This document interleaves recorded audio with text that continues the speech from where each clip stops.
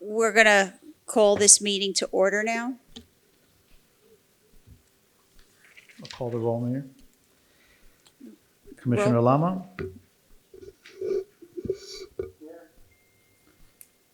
Commissioner Lama is appearing via telephone. Yes, sir. Thank you. Commissioner Rabinovich? Here. Commissioner Suvasan? Here. Vice Mayor Viscara? Here. Mayor Goldman? Here. We have a quorum, Mayor. Pledge of Allegiance.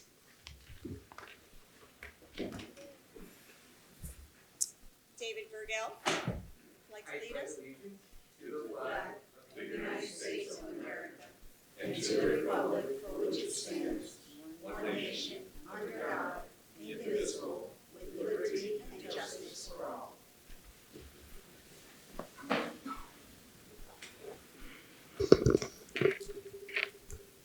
Okay, for our invocation, I'd like to Rabbi Benjamin. Please join. Welcome. Welcome to our city and our community. Thank you so much. Good night, everyone. Thank you, Mayor Dana Gorman. God, who grants salvation to kings and dominion to rulers, and whose kingdom is a kingdom spanning all eternities, who releases David, his servant, from the evil sword, who places a road in the sea and a path in the mighty waters.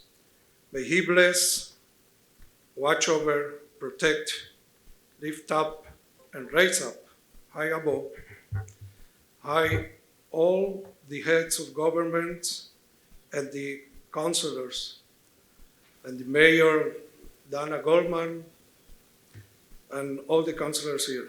The King who reigns over kings, in his mercy may he protect them and sustain them.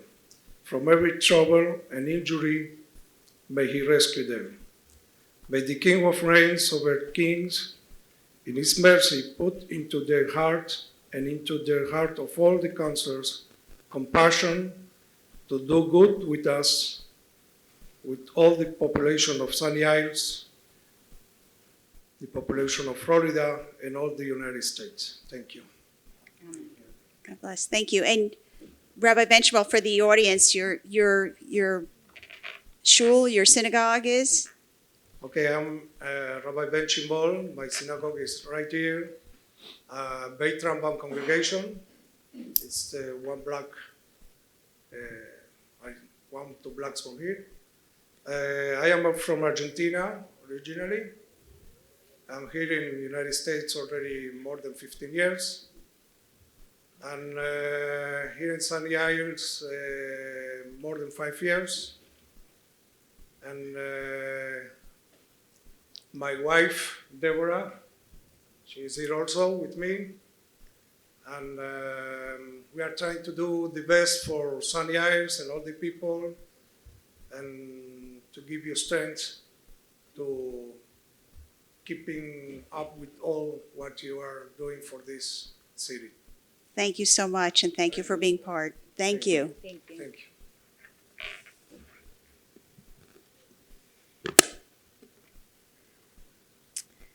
Okay, next, we're going to defer the approval of the minutes.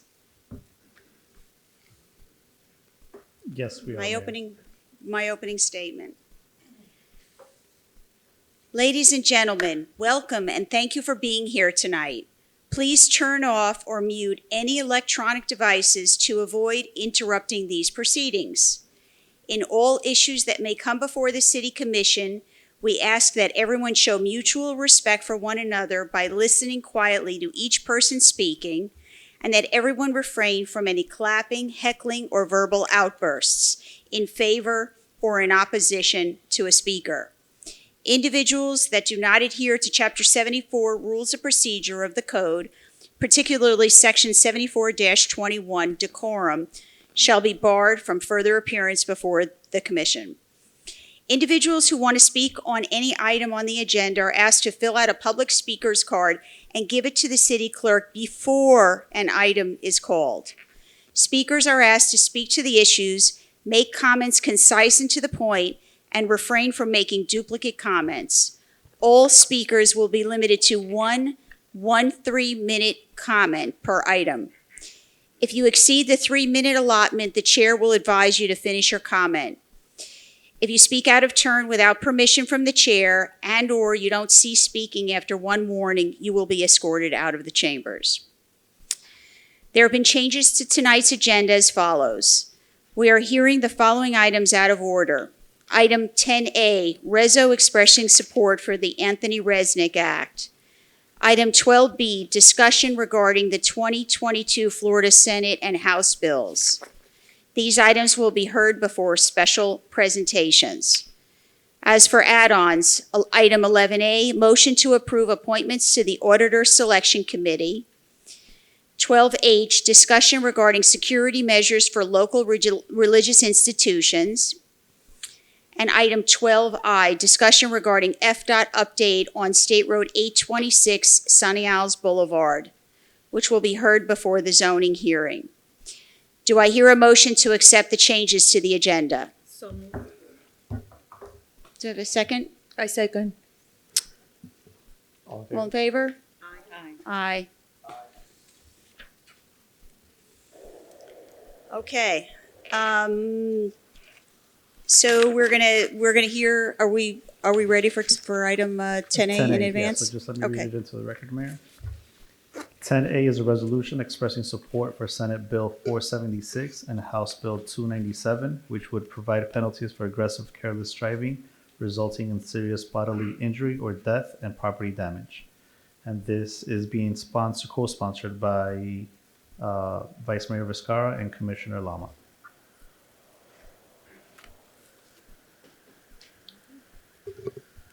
Well, 10A is basically, as the city clerk just read, is for us as a city to formally support the legislation that hopefully will eventually become the Anthony Resnick Act.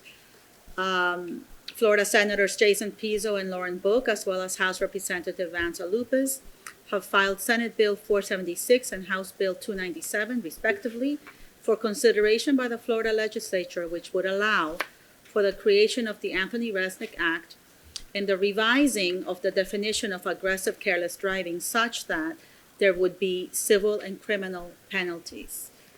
I'll just read, this is a brief document, I'll just read it into the record. Whereas on February 10th, 2021, 11-year-old Anthony Resnick tragically lost his life as a result of a driver running a red light. Whereas during the 2021 legislative session of the Senate of the state of Florida, Senator Pizzo and Representative Lupis sponsored Senate Bill 476 and House Bill 297, respectively, known as the Anthony Resnick Act. Whereas the Anthony Resnick Act would provide for penalties for aggressive careless driving resulting in serious bodily injury or death and property damage. And whereas the city of Sunny Isles Beach believes that careless and aggressive drivers need to be held accountable for their actions, resulting in bodily injury and death or property damage. And whereas the City Commission and city staff finds that the passage of the aforementioned bills is in the best interest of the city, now therefore be it be resolved by the City Commission of the City of Sunny Isles Beach, Florida as follows. Support of Senate Bill 476 and House Bill 297. The City Commission hereby expresses support for Senate Bill 476 and House Bill 297 and urges the Florida legislature to adopt and Governor Ron DeSantis to support and approve the bills. The city clerk is hereby directed to distribute copies of this resolution to Senator Pizzo, Representative Lupis, Governor Ron DeSantis, the Speaker of the Florida House of Representatives, the President of the Florida Senate, the Florida League of Cities, and the Miami-Dade League of Cities. And that's the idea, of course, is once we pass it, that then this can serve as a template for other municipalities, and this is statewide, so to be able to show support up in Tallahassee in the hopes that that then this actually becomes a law in the state of Florida. I'm sorry? And Senator Pizzo is on the line.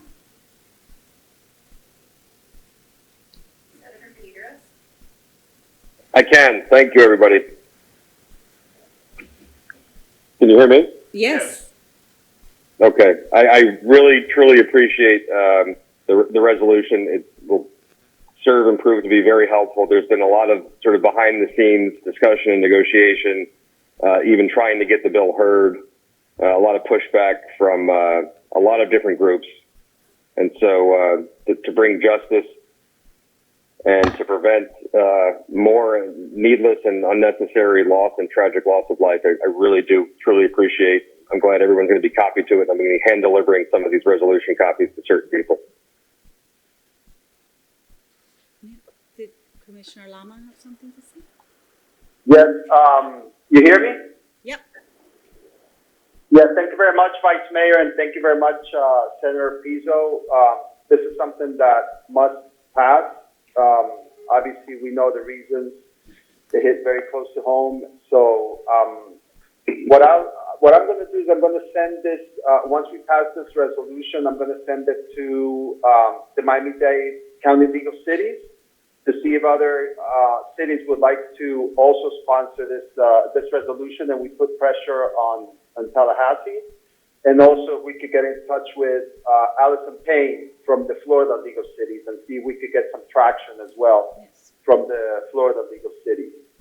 I actually spoke earlier today with the mayor of Miami Shores, who her name is Crystal Wagger. She's also on the executive board of both the Dade County Legal Cities and the Florida Legal Cities. They had a similar incident in their city last year, so they're probably going to be the next municipality to pass something similar in support of this act.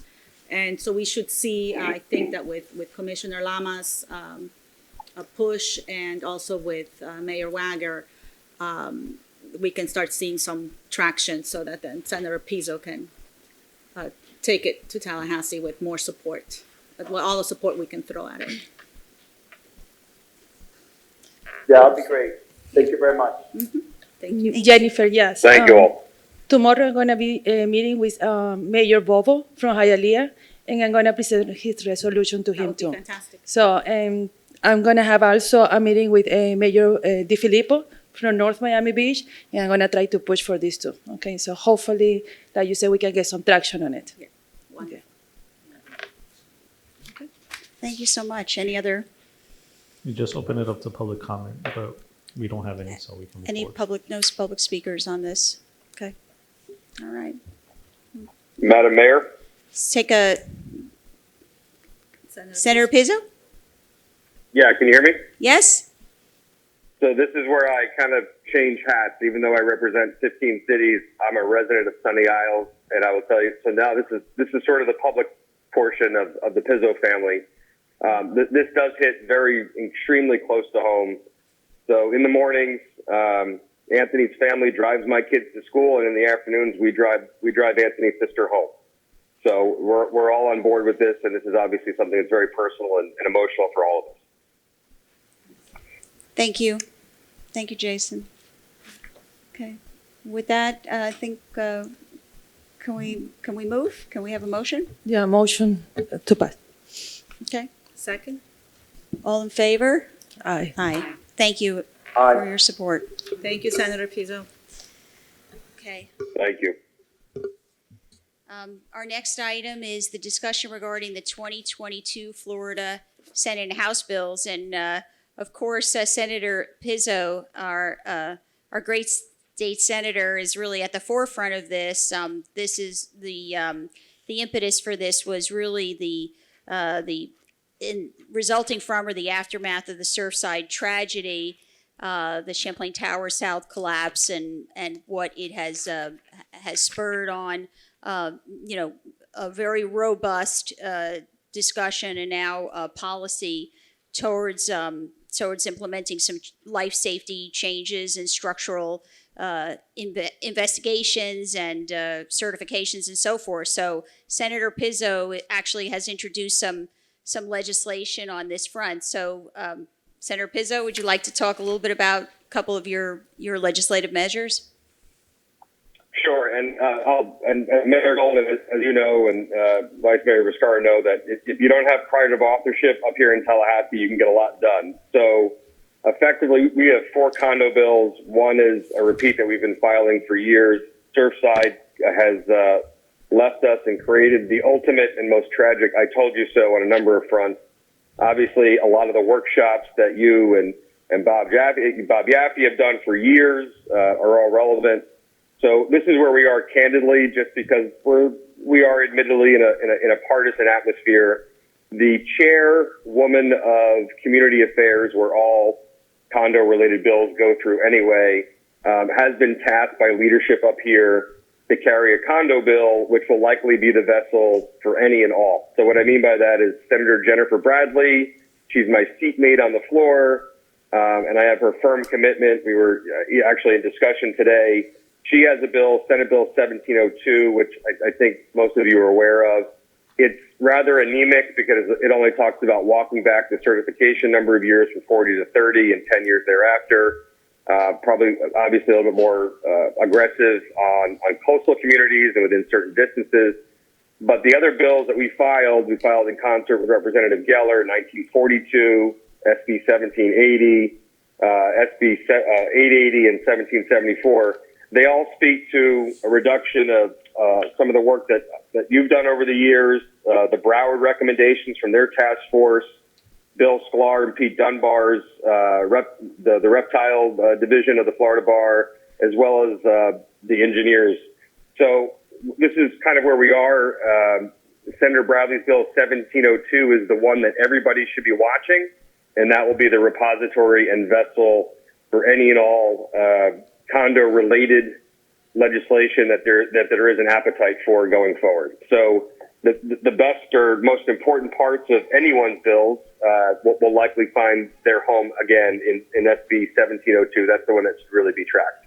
So just to ask you about that, because there's a distinction between, buildings that are inland and then coastline buildings, right? So we can expect as a coastal community that we're going to, if this bill passes or some form of it, that we're going to have heightened or different standards as coastal communities, correct, for inspections? At the very least, you should expect Sunny Isles Beach, Miami Beach, Surfside, Bal Harbor, Bay Harbor to all be within whatever cone they create, whatever distance it is. If it's 800 feet wide, it's still going to include Sunny Isles Beach. So the short answer is yes. Okay. And different standards, waterproofing and different testing standards and criteria. So we can expect a lot of changes on the horizon as this evolves. Yes, and not no, but yes, but even more specifically, there's going to be a greater attention to buildings, and this is actually good news for Sunny Isles Beach in relation to what objectively the market has been over the past 10 years at least. I think we first moved there 2013, and drastic changes that everybody has seen. But there's going to be particular attention to buildings that are, I will tell you candidly, that are late 1970s through the 80s. And as I explained to Mayor Cava when we were Surfside early on, the market, the burgeoning real estate market and increasing populations and new product types kind of saved us from a lot of retrospective or retroactive kind of work on a lot of buildings that no longer exist. So the blessing of having, newer construction standards, newer construction, will inure to the benefit of Sunny Isles Beach far more than other pockets of North Miami Beach or even Miami Beach. We just don't have, I say we, this is where I put my resident hat on, we just don't have a lot of product that's that old on a unit basis. So that's really the pocket. The window, of course, I'd probably identify 12 or 13 buildings where retroactive concerns would be as far as inspections and things of that nature. Wonderful. Well, thank you for the wonderful work. It's certainly going to be a very interesting legislative session, at least on the condominium sphere, right? It will be. There is an appetite and capacity in the Senate, especially the House, maybe a little less. My objective concern, and it's not a secret, and the governor does not have a huge appetite for any kind of drastic condo reform or changes at this moment. He has stated that he would prefer to wait for NIST organization to come out. My concern there is, prior to living in Miami, I lived in New York, and I know how long it took to get the 9/11 report from them, and Oklahoma City, et cetera. So not a huge appetite, and we certainly are not aiming to make anything cost prohibitive. You might have had a board that artificially suppressed association fees, which contributed to deferred maintenance, which compounded problems and obviously makes things more expensive, just like not treating the body well and keeping a healthy lifestyle. But we don't want to obviously be installing things and requirements and passing down legislation that are unfunded and that result in the displacement of people because it's just cost prohibitive to be assessed to make any necessary repairs. We're also looking strongly at insurance companies who have admittedly not priced risk accordingly over the last several years because they don't want to give sticker shock to that, which is compounded by the fact that just the insurance industry as a whole is horrific right now. If you're looking at some of your premium renewals for all of your lines of insurance individually, to those of you who can hear me, I'm sure you know what I'm talking about. So it's that delicate balance and mix that at its most extreme, maybe tough love, but certainly not looking to be cost prohibitive and displacing. Okay, well, thank you so much. Do we have any? Thanks. And please, Yes. everyone reach out to me. I welcome and invite all comments and concerns. And I don't mind. My cell phone number is 305-505-8478. Any member of the public, commission, just please reach out anytime. All right? Thank you, Jason. Senator Pizzo, before you leave, we have Ina Trachtenberg here, Anthony Resnick's mother. If she can say a few words, Mayor. Yes. Hi, please. Ina. I just need to know from Ina if my boys are behaving. Yeah, I'm driving Senator Okay. Pizzo's boys to school every morning, so I get to know boys. I get to know you through boys. They tell me about it, but a lot about you. But whoever doesn't know me, my name is Ina Trachtenberg. I'm a mom of Anthony Resnick. I wish I would be here in the different circumstances, but almost a year ago, we lost my son Anthony.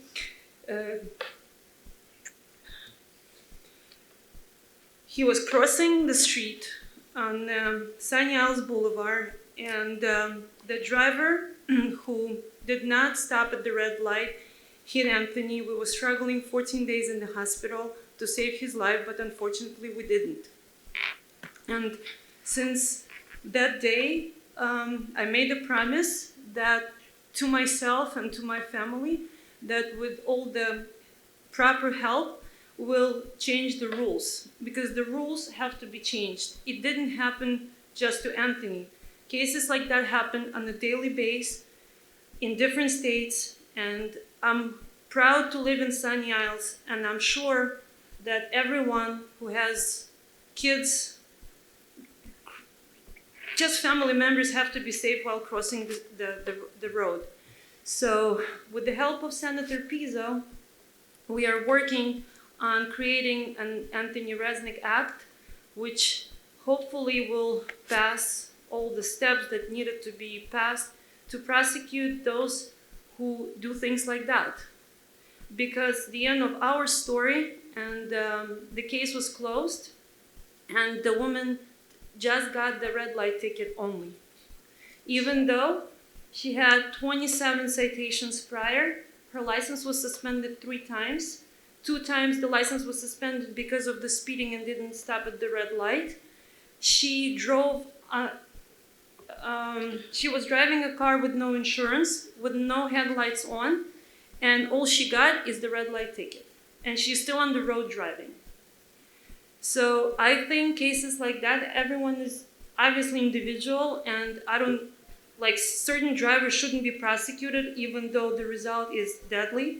But I think, and I really will fight for the more proper investigation and more proper determination who's supposed to be punished and who's supposed not. So no one should get away with just a red light ticket if the life of a child who was 11 years old was taken. So thank you for your attention. I'm very thankful that you invited me to be here. And thank you, Senator Pizzo, for trying your best, I guess, to make it happen. Thank you, Ina. Thank you, Ina. Thank you. Okay, there are a bunch of other bills also at the state and the county level, and we'll be, we had a kind of workshop scheduled. We had to reschedule that, but we will be rescheduling that in the near future. We'll be addressing those other legislative and other changes that are anticipated. And Mayor, just finally, I'll have a better handle on what's going to be consolidated, what's moving, what's not on the condo front by the middle of next week. That I can email you and you can copy staff as well.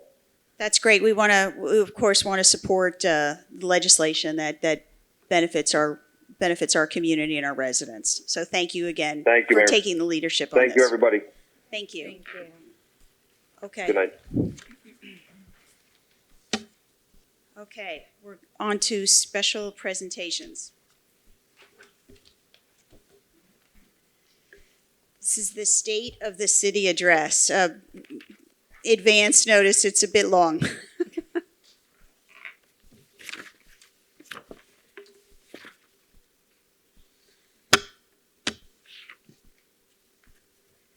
I am honored to present the 2022 State of the City to our Sunny Isles Beach community. When I was elected mayor last year, I promised to work collaboratively with residents and staff to bring about the change in Sunny Isles Beach that you wish to see. It is my privilege and pleasure to be your mayor and play a part in that change. I look forward to great accomplishments and progress. COVID-19. 2021 was another challenging year as the COVID-19 pandemic was still persistent in our community. But Sunny Isles Beach is resilient, and we doubled down our efforts to keep the community safe. With the vaccine and booster rollout, we were able to forge ahead and return to some of our more regular day-to-day activities.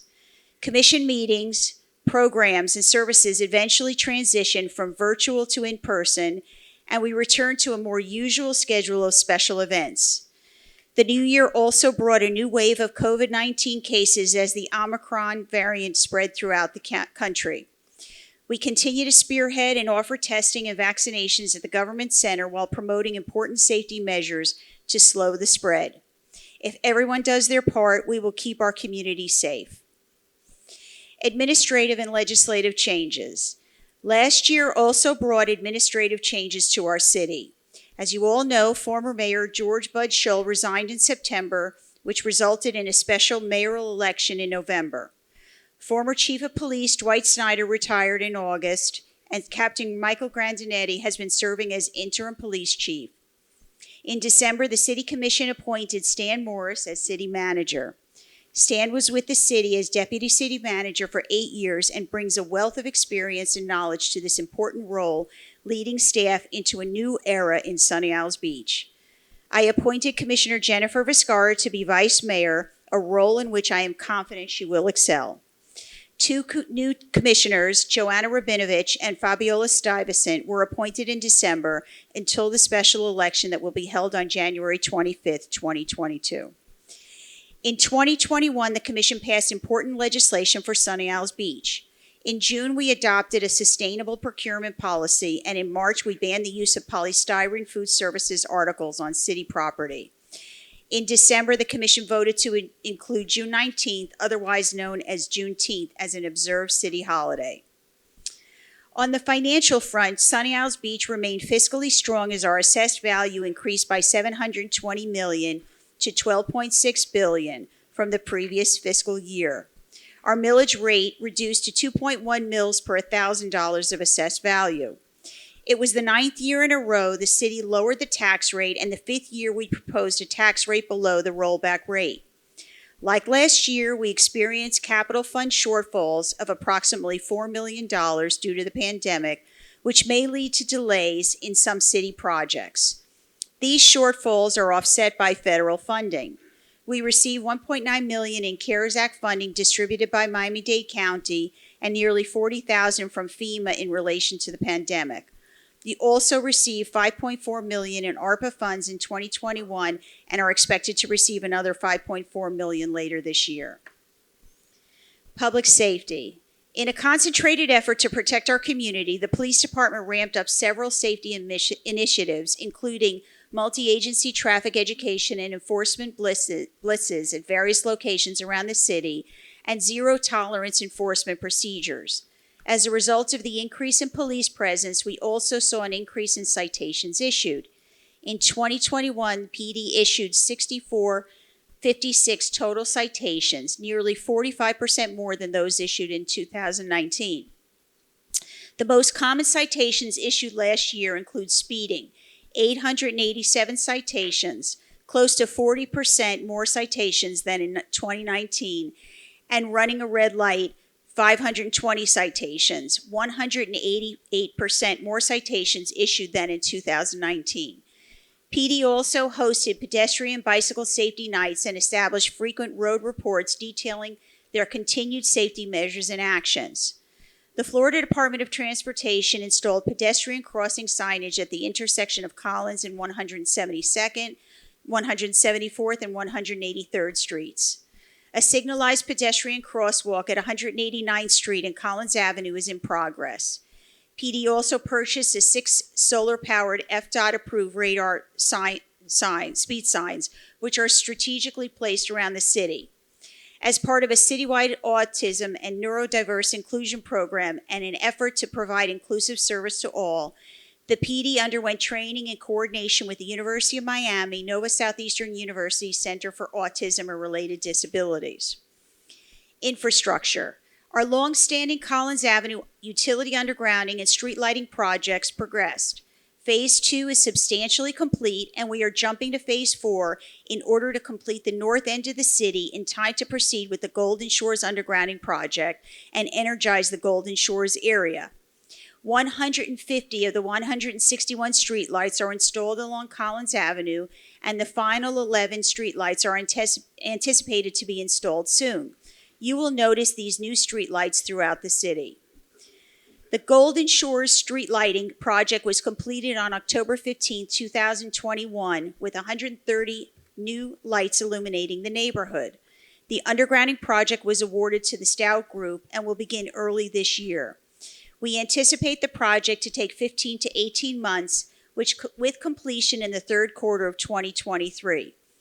Part of this project includes creating an urban walkway from 186th to 191st Street along Atlantic Boulevard.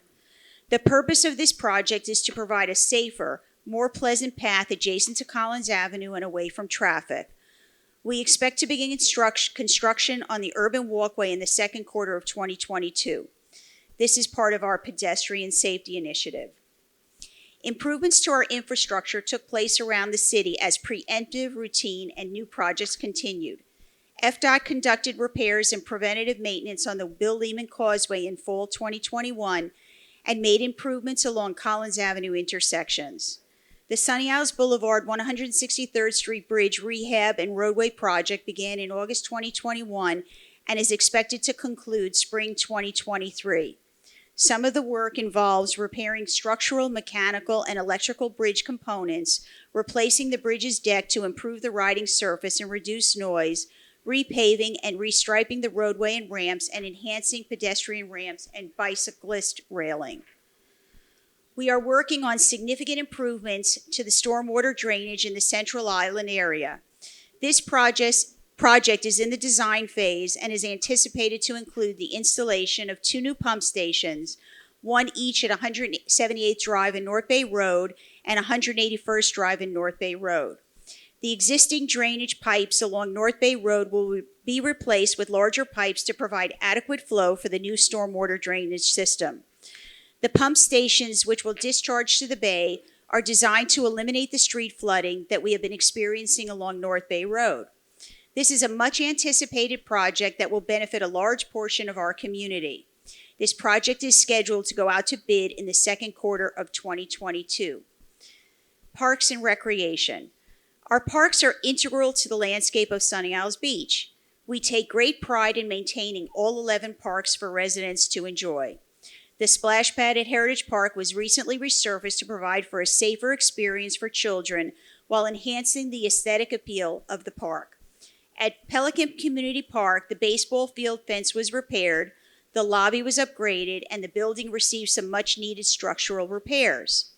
A beautification enhancement coming to the Newport Fishing Pier is a new pavilion shade structure. This will provide much-needed solace from the sun beating down on those fishing or strolling down the pier. By now, I hope you have visited Gateway Center, our newest recreation facility and the crown jewel of our park system. Gateway Center opened in July 2021 and is now home to our adult and senior recreation programming and monthly services. The center is a dynamic multi-use facility consisting of several classrooms, a full-service catering kitchen, a fitness room, and a 3,600 square foot ballroom. Using the most innovative and accessible technology, Gateway Center is like no other municipal facility in South Florida. As we reopened this year, the Cultural and Community Services Department began expanding programming and activity offerings and brought back your favorite events, including Boogie by the Beach and Winterfest. Monthly teen events resumed offering creative and fun activities for our vibrant teen population. This year, we plan on establishing a youth advisory committee made up of teens and adults to provide recommendations and expand our teen programming. We also debuted a new brand for Sunny Isles Beach, which included a logo, tagline, mission, and vision statements and values. This brand will drive the work that we are doing for years to come and provide a guide for our city's priorities and culture. Administration. Continuing with our commitment to protecting the environment while providing high-quality service, the Code Compliance Division began accepting online renewals for local business tax receipts and certificates of use. The Building Department reopened for walk-ups while still maintaining the online appointment process. The Building Department also conducted a permit fee study, which resulted in lowering the cost of some permits as a more economical option for residents planning small projects. Residents completing a $5,000 project can now expect a 78% reduced permit fee. Like so many in our community, I was devastated to learn about the tragedy in Surfside last year. As a proactive and preventative measure to put safety first, the Building Department initiated a special inspection process for some buildings of concern that were 40 years and older. There is still work to do at the state and county level, and we can expect several changes to the current policies at all levels for existing buildings that will guide the city in its implementation of updated inspection and certification protocols and greater accessibility of information pertaining to our city's high-rise structures. These changes will help assure that buildings will be maintained and repaired so that they remain safe and habitable. We remain committed to your safety throughout the city. The Town Center North public engagement process continued, and the final report was adopted in February 2021. The report summarized the public engagement process and offered recommendations for use of the Town Center North overlay. The moratorium and zoning in progress ordinances for the Town Center North overlay were extended until March 2022, continuing the suspension of the consideration of any new projects in that area. Also, every 7 years, we are required to evaluate and appraise the city's comprehensive plan. 2022 brings us this opportunity. We will be engaging with the community and listening to your concerns and ideas as we make updates based on state and local requirements and propose amendments to our comprehensive plan. This process motivates us to work collaboratively toward the best future of our city.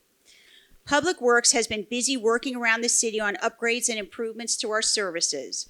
They repaired damaged SIB shuttle bus shelters and added solar-powered lights to each, providing a safer and more comfortable atmosphere for passengers traveling at night. Sustainability.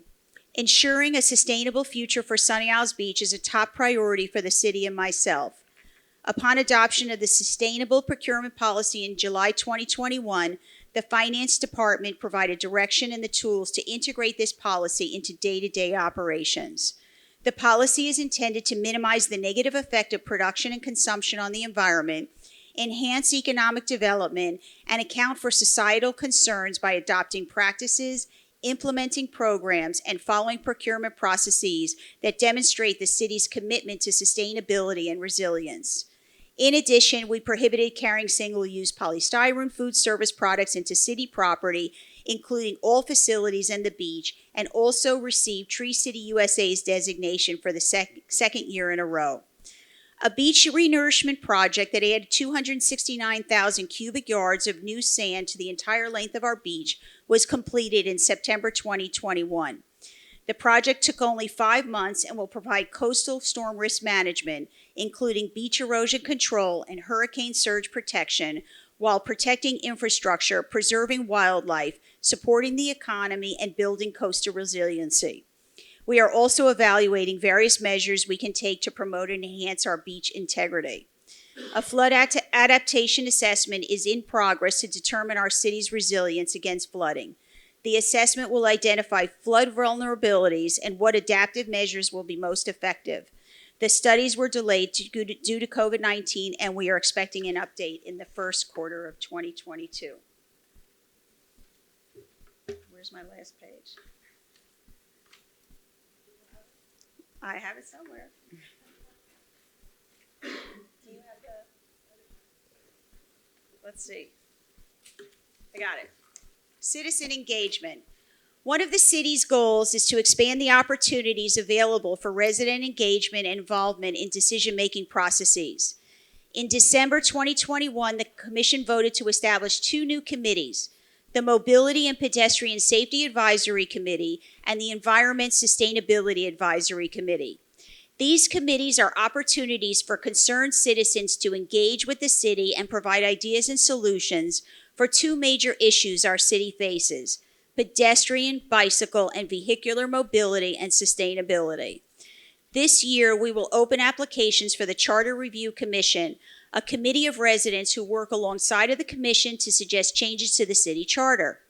This committee is formed every 10 years and plays an important role while we revisit our charter and make updates as our city evolves. We are introducing a Residents Academy for residents and business owners to learn about the inner workings of our local government operations and governance this year. Registration will open soon. My hope is that through thoughtful and respectful discussion and education, we can enact significant change in Sunny Isles Beach. Our 25th anniversary. As we enter a new year, we are celebrating a significant milestone in our city's history. 2022 marks the 25th anniversary of Sunny Isles Beach, and we have much to commemorate. 25 years of growth and prosperity, 2.5 decades of modernization and innovation, a quarter of a century of success and accomplishments. To those residents who have been here since incorporation in 1997, you know how rudimentary the city was 25 years ago, and you've witnessed Sunny Isles Beach's spectacular transformation from rundown motels and crime to a metropolitan, family-friendly, and inclusive community. This year, we commemorate how far Sunny Isles Beach has come and look forward to 25 more years of progress. I want to thank the City Commission, Vice Mayor Jennifer Viscara, and Commissioners Alex Lama, Joanna Rabinovich, and Fabiola Stuyvesant for their hard work and patience. I also want to thank the City Manager, Stan Morris, and City staff for their dedication to providing the highest quality of service to our residents. We are poised for a prosperous year in Sunny Isles Beach.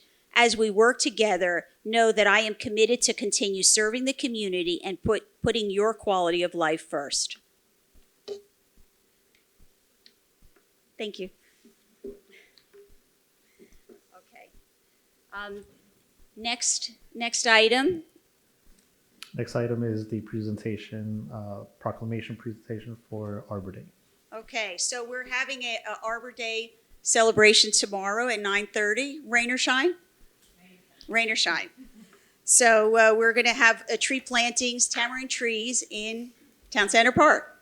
So everybody is welcome to attend that. Of course, we're aspiring tree-friendly and tree-friendly, prospective and actual. Okay, just want to read into the record the proclamation from the City of Sunny Isles Beach. Whereas in 1872, the Nebraska Board of Agriculture established a special day to be set aside for the planting of trees, and whereas this holiday called Arbor Day was first observed with the planting of more than 1 million trees in Nebraska, and whereas Arbor Day is now observed throughout the nation and the world, and whereas trees can be a solution to combating climate change by reducing the erosion of our precious topsoil by wind and water, cutting heating and cooling costs, moderating the temperature, cleaning the air, producing life-giving oxygen, and providing habitat for wildlife. And whereas trees are a renewable resource giving us paper, wood for our homes, fuel for our fires, and countless other wood products, and whereas trees in our city increase property values, enhance the economic vitality of business areas, and beautify our community, and whereas trees, wherever they are planted, are a source of joy and spiritual renewal. Now, therefore, do I, Dana Robin Goldman, as mayor, and on behalf of the City Commission of the City of Sunny Isles Beach, Florida, hereby designate January 21st, 2022 as Florida Arbor Day in the City of Sunny Isles Beach. And Sylvia, our Culture and Community Services Director, will accept the proclamation for the wall. And if the commission wants to go down for a photo op, more than welcome.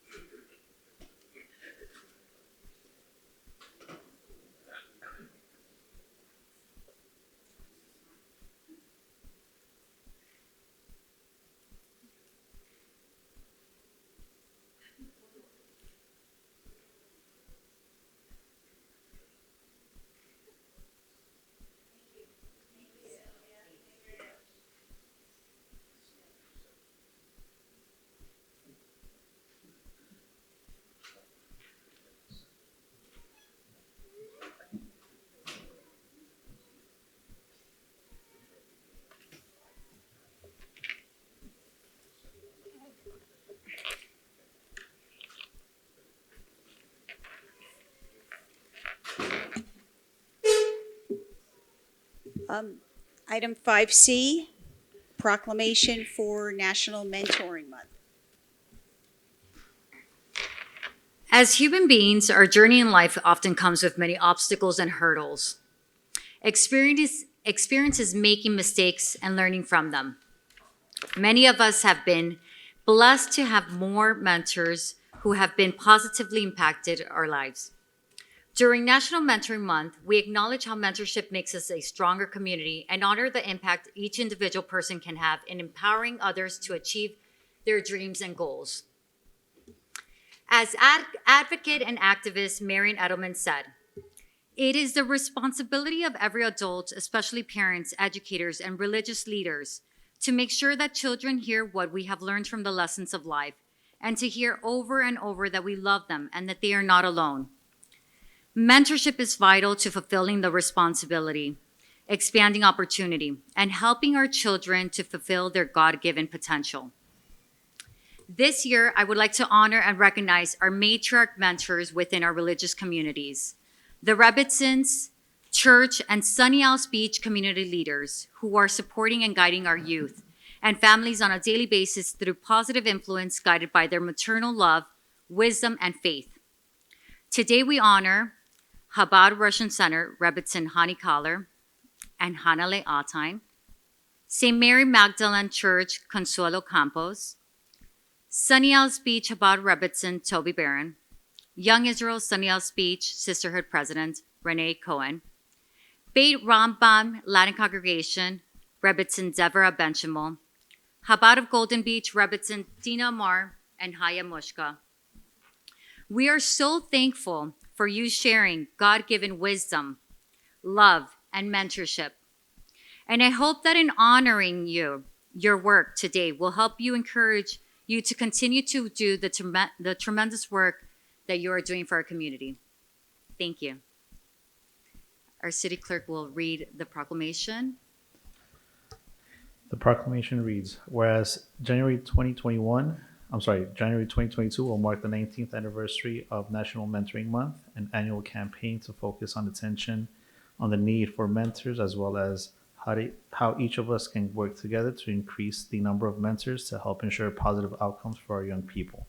Whereas the City of Sunny Isles Beach honors volunteer mentors who support young people by showing up for them every day and demonstrating their commitment to helping them thrive. And whereas mentoring programs like Best Buddies Florida, Big Brothers, Big Sisters, and Boys and Girls Club Florida Alliance make our communities and our state stronger by driving impactful relationships that increase social capital for young people and provide invaluable support networks. And whereas during the COVID-19 pandemic, mentoring programs have stepped up to fill gaps for young people and families, connecting them with resources and ensuring that mentoring relationships continue virtually to ensure that physical distancing does not mean social disconnection. And whereas mentoring plays a pivotal role in career exploration and supports workplace skills by helping young people set career goals, equipping mentors with the skills needed to support the professional growth of young people, and drives positive outcomes for young people and businesses. Whereas students who meet regularly with their mentors are more than 52% less likely than their peers to skip a day of school, and youth who face an opportunity gap but have a mentor that are 55% more likely to be enrolled in college than those who did not receive or who did not have a mentor. Whereas almost half of today's young adults report having a mentor in their youth, and those rates appear to have been rising steadily over the past several decades.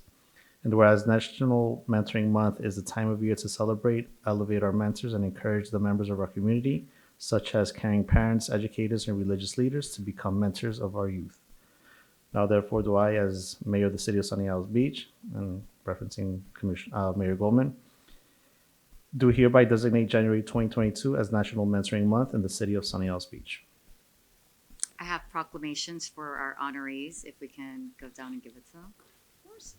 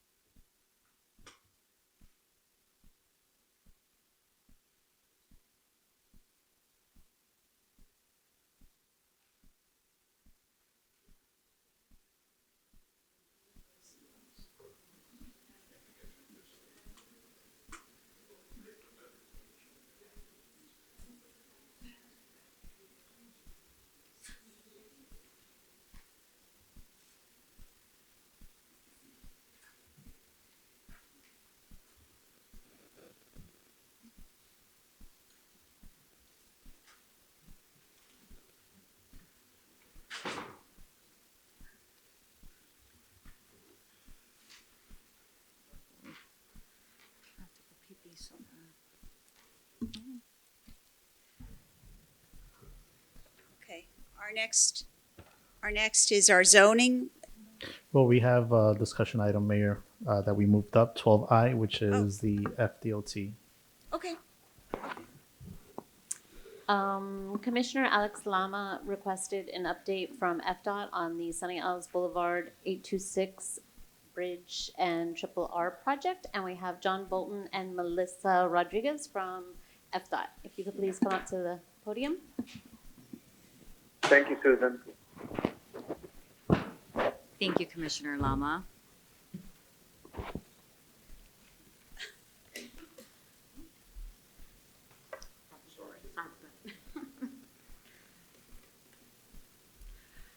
Hi guys, so I know you guys had some questions. I'm Melissa Rodriguez. For anybody who hasn't met me yet, I'm the Community Outreach Specialist for the project.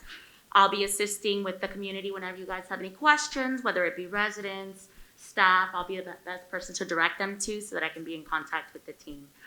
As you see right now, we have a permanent work zone set up in the westbound bridge. I'll let John provide a little bit of an update here. I know there were some project-specific questions as well. We are working on the bridge grading. If you want to just kind of give us a small overview of that, and then we'll open up for some questions you guys had. All right. So my name's John Bolton. I'm the FDOT project engineer for the construction project. Right now, what you see is the westbound lanes. We've closed 2 lanes. We're replacing the steel deck grating on half of the westbound roadway. That's progressing well. I'm figuring about 2 more months to finish that phase. Then what you will see is the road shifting essentially from us working on the outside westbound lanes to the inside and then putting the traffic on the new grading at that point.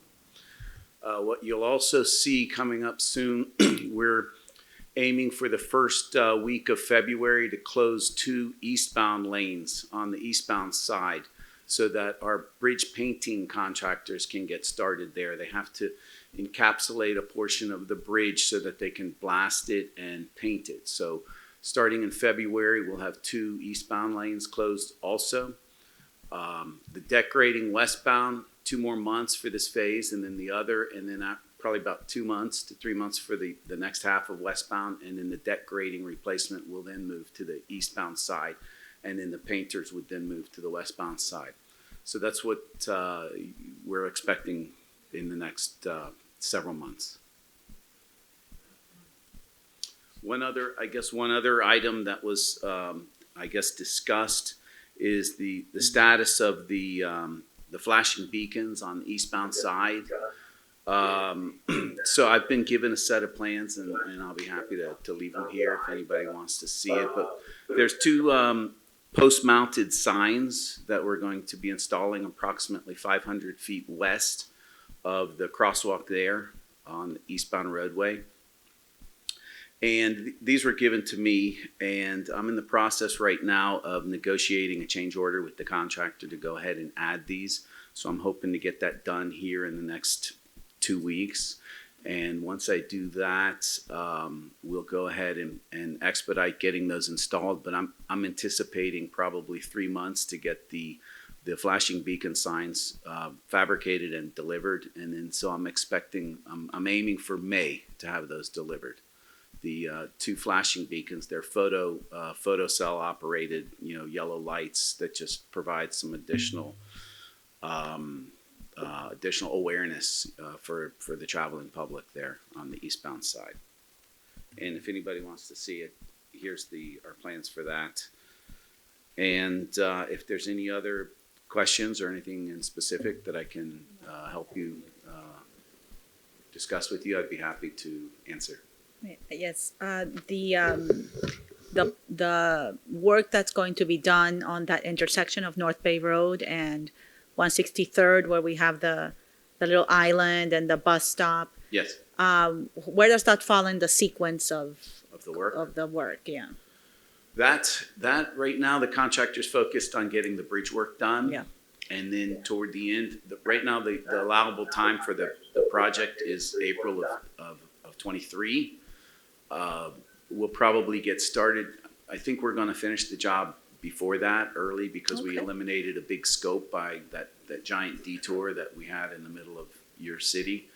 But right now, that's probably going to be more toward the end of this year 'cause Okay. we're focusing on the bridge work now, and then we're gonna get the roadway portion done. And roadway work, what you'll see is a lot of the curb ramp and pedestrian upgrades. I think there's, maybe 2 or 3 dozen of curb drops and things like that that are gonna be improved. Along with that, the function of that location will be improved, and then the bus stops get relocated too, to help traffic operations. And then toward the end of the job, you'll see the whole Sunny Isles Boulevard getting repaved and restriped. So that'll really be a nice aesthetic improvement. So was I counting the months properly, or it's basically 8 months for the bridge and then you move on to the next? Is that about right? That's about right, Okay. yes, Thank you. sure.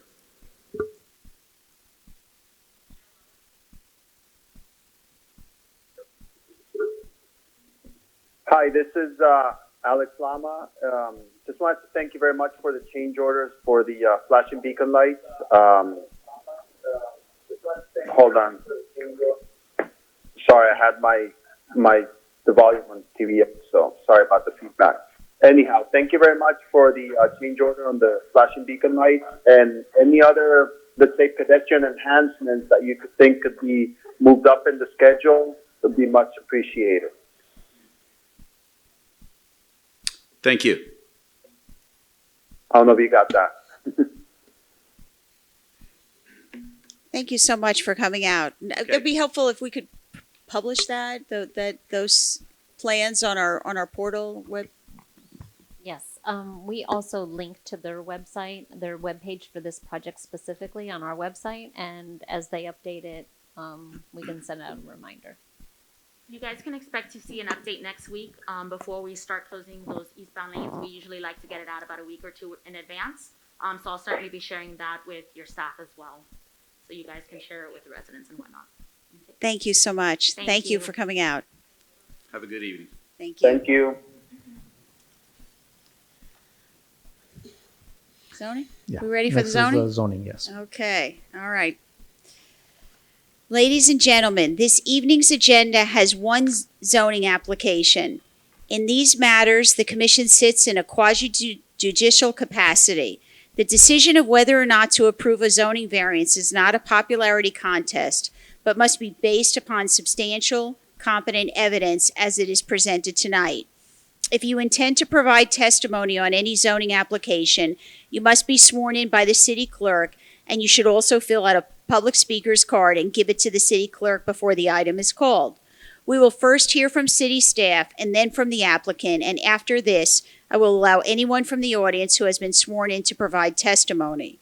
The zoning applicant has the right to cross-examine any witness and for rebuttal. Please make your comments concisely. Mr. City Clerk, please read your introductory zoning statement. In accordance with the LDRs of the City of Sunny Isles Beach, all items to be heard today have been legally advertised in the newspapers. Notices have been mailed and posted on the properties. Everyone that will be speaking, please raise your right arm to be sworn in. If there's anyone from the public. Do you swear or affirm that the testimony you're about to give is the truth, the whole truth, and nothing but the truth, so help you God? Thank you. And just before we move forward, are there any ex-party communications? No one. Okay, thank you. Good evening, Mayor, my Vice Mayor, Commissioners. The applicant, which is Le Mansonneuf, located at 17700 Norway Road, it's seeking a sign variance. The sign variance basically is to increase the number of monument signs as part of their property, the entrance. The property has 2 walls by their driveway. They're existing. They used to have painted signs on those walls, and the property went to an upgrade and they wanted to change those signs. And our new code actually only allows 1, so this is why they're requesting this variance. The sign variance has a lower set of standards for your review. These standards are: 1, that the variance is not contrary to the public interest; 2, that special conditions and circumstances do not result from actions of the applicant; and 3, literal enforcement of the provision of this chapter may result in unnecessary hardship. Basically, this application is consistent with our comprehensive plan, but it's generally consistent with our land development regulations. So we present this application is completed for your review, and if you have any questions, the applicant is also here tonight.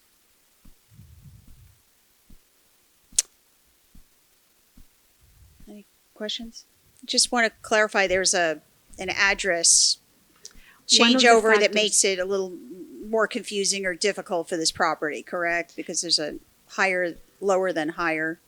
Correct. So this property, as I mentioned, is 17700, but the property to the south, which usually should be a lower number by the Postal Service, actually has a higher number. So the applicant is stating in their letter of intent that it's a hardship for them, for the deliveries and people trying to find their property, that if one of those signs is removed. So that is why it's making it easier for them to have those two signs on those existing walls illuminated with their name. So there's a purpose to be served by having this That's correct. signage. Yes. So for me, that's why I approve of this. Right, and geographically, you can enter from both sides. That's correct, So- from north and south. Yes. So coming from north, you will see the south driveway wall. Coming from north, you will be the south facing wall. Correct. And they essentially were grandfathered in to have the two signs. Basically, the existing signs with the existing painted name of the condominium was existing. When our code changed, basically became a legal non-conforming sign. Correct. So meaning if they were to kept the old painted signs, we wouldn't be here tonight. They wanted to upgrade the looks of the condominium per se. That's why they choose to come and request this variance. And we're here tonight because they went ahead and painted it to They- upgrade it. Right, exactly.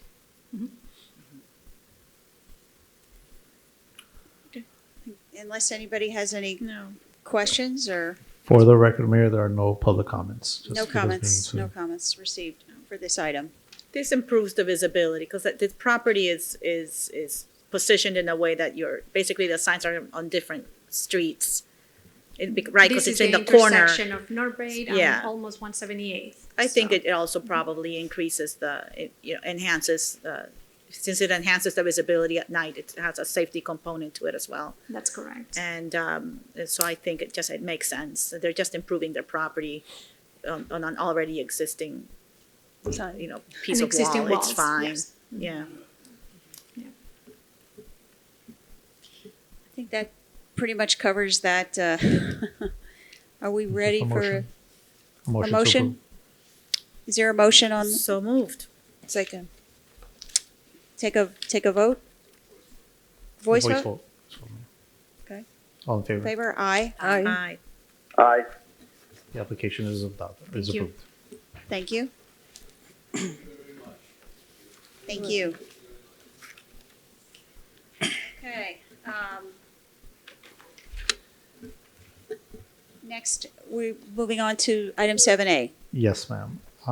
Just to remind the members of the audience, if you plan on speaking on any of the following items that are coming up, whether they're first, second reading for ordinances or resolutions, so please make sure that you give us your speaker card before the item is called. So 7A is an ordinance of the City Commission of the City of Sunny Isles Beach, Florida, amending Chapter 6 of the City of Sunny Isles Beach Code of Ordinances to provide for the establishment of a youth advisory committee, stating the purpose, powers, and duties of the committee, providing for member qualifications, providing for repealer, providing for severability, providing for codification, providing for an effective date. And this ordinance is being co-sponsored by Vice Mayor Vizcarra and Commissioner Stuyvesant. Okay. Whereas many municipalities use youth councils to inject fresh ideas and youth perspectives into local decision-making, and whereas youth councils can promote community service and foster a better understanding among young people of how municipal government works, and whereas youth councils are an excellent means of promoting regular and active civic engagement among young people, which is vitally important to provide the knowledge, skills, and abilities to the next generation of local leaders. This ordinance will provide the city's youth with opportunities to participate in the city's decision-making process. The city wishes to create a youth advisory committee that shall make non-binding recommendations relating to matters affecting youth in the community. This is part of the ordinance, but basically the idea is to engage our young people into the decision-making process about the things they care, like programs, activities, sports, etc. So that's the idea. Any comments, Vice Mayor? Yes, and I think that when this was brought up, I brought this up last month. I was thinking more in there's no harm in bringing it now, but I was thinking more in terms of getting the buy-in of our young people in the context of an eventual teen center or a youth center.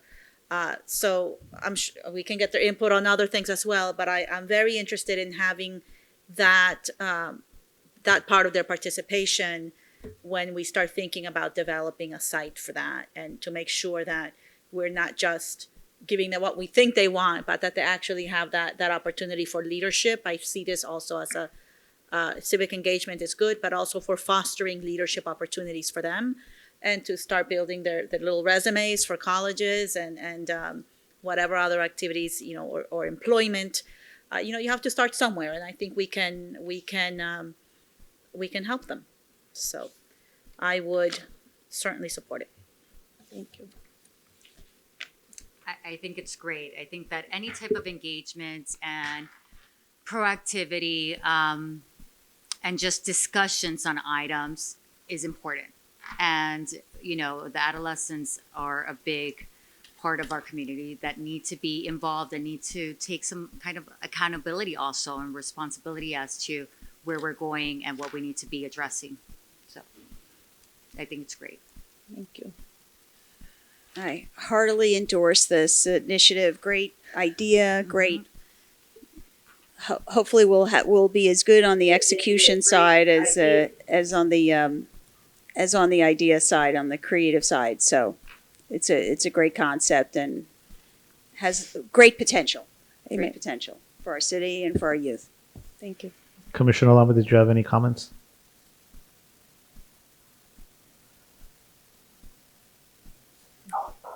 No, great idea, and I agree with it. Thank you. We have kind of an empty.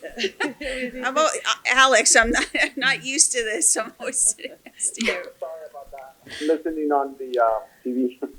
No problem. We're missing you here. Okay. We have one public speaker card here for this item. So there's a public speaker card for this. The name, Mayor? Who is it? Diane Drabkin. Can you state your name and address for the? My name is Diane Drapkin, and I live at 1911 Collins Avenue here in Sunny Isles for almost 20 years. I have served on many committees in my life, and I recently served on the PAC committee for 4 years, which was a very hard working committee that had 5 appointed residents that was interviewed and questioned and applied for this committee. And I'm a big proponent of committees because I think it draws in a lot of creative new ideas and new thought processes that perhaps you all who work so hard can't necessarily have the time to pursue. But I have to tell you, we worked so hard. We put together a cultural program. We had master plan. We wanted to make our parks lovelier. We wanted to make our citizens involved in the city in an artistic way. And we had a wonderful advisor, Lynn Danheiser, who worked tirelessly with us very, very hard for the 4 years. And I think we had a lot of great projects.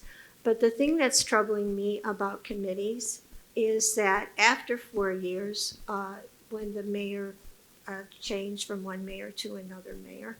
All of a sudden, we found out that Lynn's contract was not renewed. And I know I sent a letter to you for all of you to read why we thought she should be reinstated because she did such a terrific job. And as far as I know, it was never read because it wasn't. I had asked and even called at the last meeting.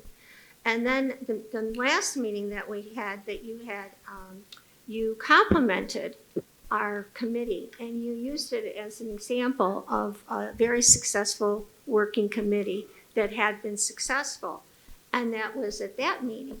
And then maybe a week later, we were all dumped, so to speak. We were gracefully dumped, but we were dumped and told that, you know, you no longer had use for us. So my concern is that when you form these committees, especially with children and young people, and you go forward, that you're more transparent and that you do a better job and that you treat them with respect, because I personally would never want to be on another committee in Sunny Isles. I think it was a very sad way to end a group of people who really dedicated a lot of their time and effort. And I'd hate to think that the rest of the citizens would be left with the kind of feeling that we all are on this committee.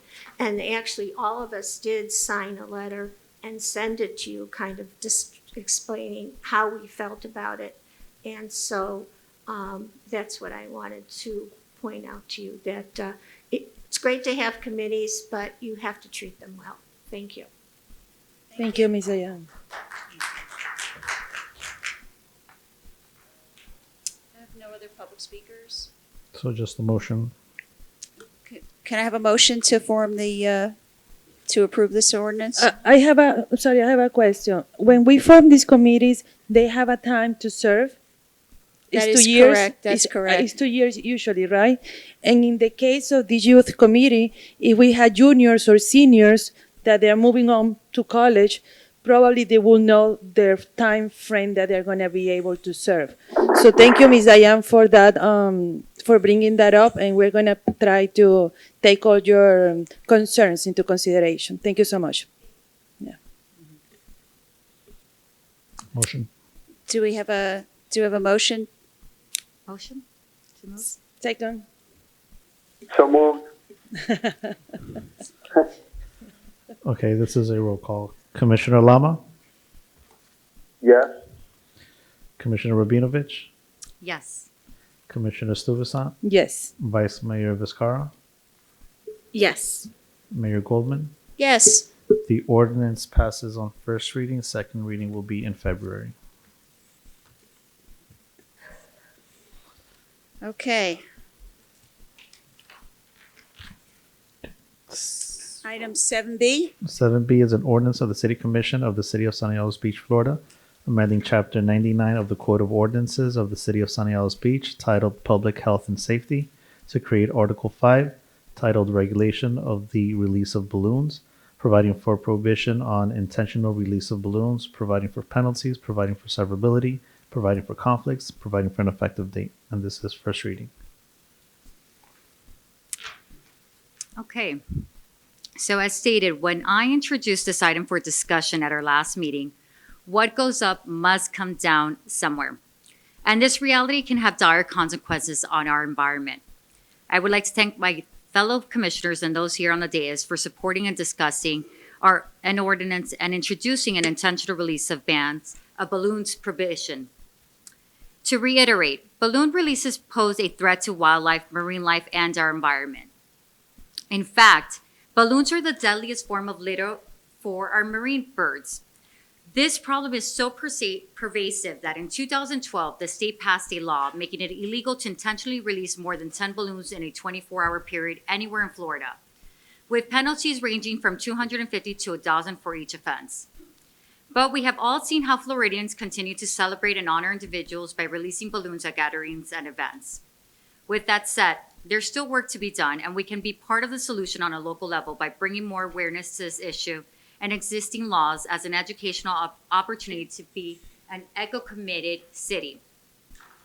Tonight, I hope we take the right step and join other coastal communities, such as the City of Hollywood and Lauderhill, to pass our own balloon ordinance. Very good.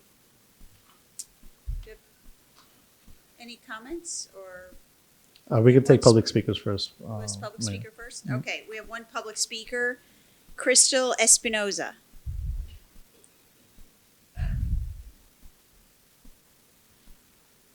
Thank you for allowing me to speak on this discussion in regards to an ordinance for banning intentional balloon releases. My name is Crystal Espinosa, and I am the Education and Outreach Coordinator for Miami-Dade County's Sea Turtle Conservation Program. I am here today on behalf of Miami-Dade County and our Sea Turtle Conservation Program to provide collected data on balloons from our beaches to better formulate a data-based discussion. Our Sea Turtle program is responsible for marking, monitoring, and gathering data for all sea turtle activity on Miami-Dade County beaches. Encompassing 19 miles of shoreline, our survey runs through multiple county parks and municipalities, including the city of Sunny Isles Beach. Year after year, our staff have picked up numerous balloons from the high tide line while on our sea turtle surveys. This past 2021 nesting season, we implemented a data sheet in order to tally the number of balloons we collected. From the months of April through October in the year 2021, our staff collected 798 balloons on our beaches, 304 which were found on the stretch of beach encompassing Sunny Isles Beach. On May 10th, the day after Mother's Day, our biologists collected over 45 balloons just within Sunny Isles, the most collected on any single day of the 2021 sea turtle nesting season. I would like to stress that these balloons were collected if seen along the path when completing our sea turtle nesting survey. This number does not account for any balloons that might be picked up by beachgoers, vendors, city and county beach operation teams, or any balloons that may be landward of the waterline, often caught in dune vegetation, neighboring waterways, and mainland areas. We are happy to provide these data findings to your community and plan to continue collecting and tallying balloons in hopes of further sparking the discussion of intentional balloon releases. I thank you for your time and allowing me to speak on this topic. Thank you so much for coming. Thank you. I have no other public No other speakers. Yeah, the commission has any comments? Oh, any comments? Anyone? Yeah, I think we all received some emails regarding the bio and photo degradable balloons, that there's an exception for that under state law, I believe. So is that now the emails that we received are like, oh, why don't we just get rid of all of all balloon releases? Why make this exception? Do we have to make that exception? Does the state law require us to keep that exception? No, you don't have to keep that exception. But that's where we took the Okay. language from. Okay. I'd like to know how the commission feels about just banning all balloons, period, and not make, because I can't tell, how can we enforce that? How can we tell whether something is being released as biodegradable or not biodegradable? Maybe I don't understand the intent of the state exception, but to me, it just makes sense to ban all of it. Although I believe there's also a number, is that right? That you're still, a certain number is still permitted? Okay. Okay.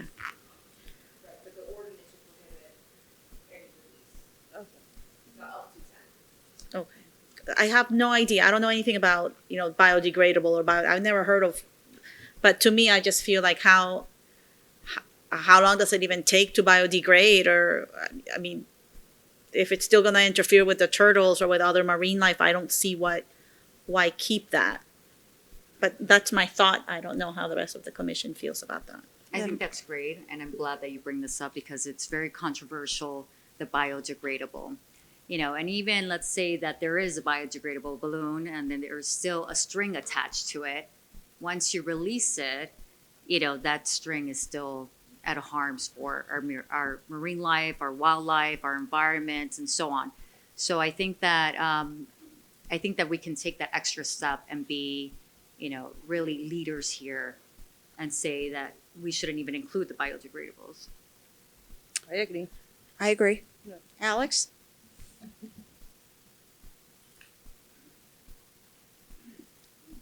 Alex? I agree. I think it's, So we it have has to be- consensus. So it needs to be like changed? We could, yeah, just, Right, if you want us to, we'll amend it for second reading. Mm-hmm. We'll take out the biodegradable and the other language related to that. Yes. okay. So we need a motion to approve this on first reading with that change. So moved. Second. All in favor? Just need to No, take this is a roll call, Mayor. Okay. Commissioner Rabinovich, Aye. Commissioner Stuyvesant, Yes. Vice Mayor Viscara, Yes. Commissioner Lama, Yes. Mayor Goldman. Yes. The ordinance is approved as amended. Second reading will be in February.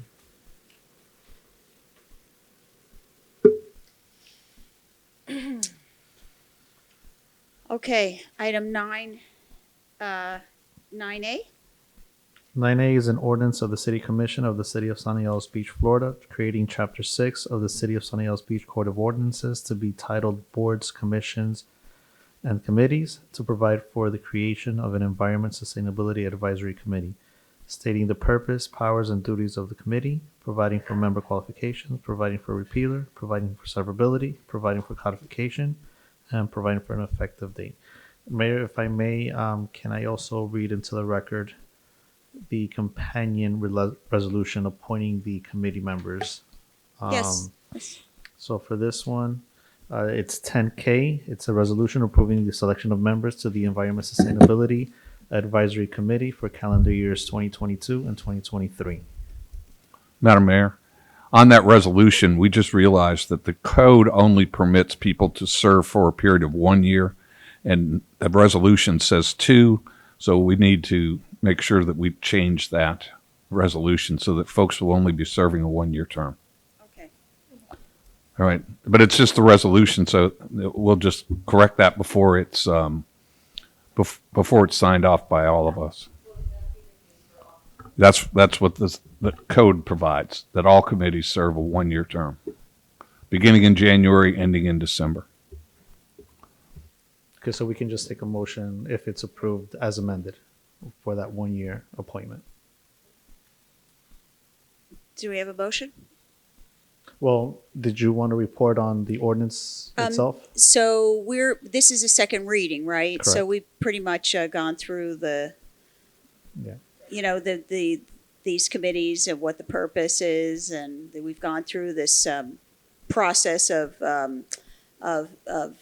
soliciting applications and ranking and designation and selection based on some criteria and so on and so forth. Yes, correct. And if I can just read into the record the names of the members that have been selected to serve. So for the Environment Sustainability Advisory Committee, it's Pavel Stoev, and I apologize if I mispronounce your last name. Will serve as the chair. Kenneth Is that Purse- that's the pedestrian? I am so sorry. Yes, you're correct. I'm sorry. I had him confused. Okay, sorry. So for the Environmental Sustainability Advisory Committee, so it's Christina Miskis as a chair, Peter Goldenberg, Florica Bellary, Maura Goodman, Felix Kisner, Patricia Alvarez, and Mavi Heim. Okay. Okay. So now we can just a motion. Can we need a motion to approve those Yes, approve selection? the ordinance and the selections Do we have a motion So moved. and the resolution. and the reso? All in favor? Aye. I'm sorry, Mayor, this is a roll call Roll call. because it's the ordinance. Apologize. I know it's a Again. little confusing because of the resolution. Yeah. So Commissioner Stuyvesant? Commissioner Rabinovich? Yes. Vice Mayor Viscara? Yes. Commissioner Lama? Yes. Mayor Goldman? Yes. The ordinance is adopted and the resolution is approved as amended. Okay, next is the, Next is 9B. So 9B is an ordinance of the City Commission of the City of Sunny Isles Beach, Florida, amending Chapter 6 of the City of Sunny Isles Beach Code of Ordinances to provide for the establishment of a Mobility and Pedestrian Safety Advisory Committee, stating the purpose, powers, and duties of the committee, providing for member qualifications, providing for repealer, providing for severability, providing for codification, providing for an effective date. And this is second and final reading, and its companion resolution, which is a selection of those members, is 10L, a resolution approving the selection of members to the Mobility and Pedestrian Advisory Committee for calendar year 2022. And this one will need to be amended as well.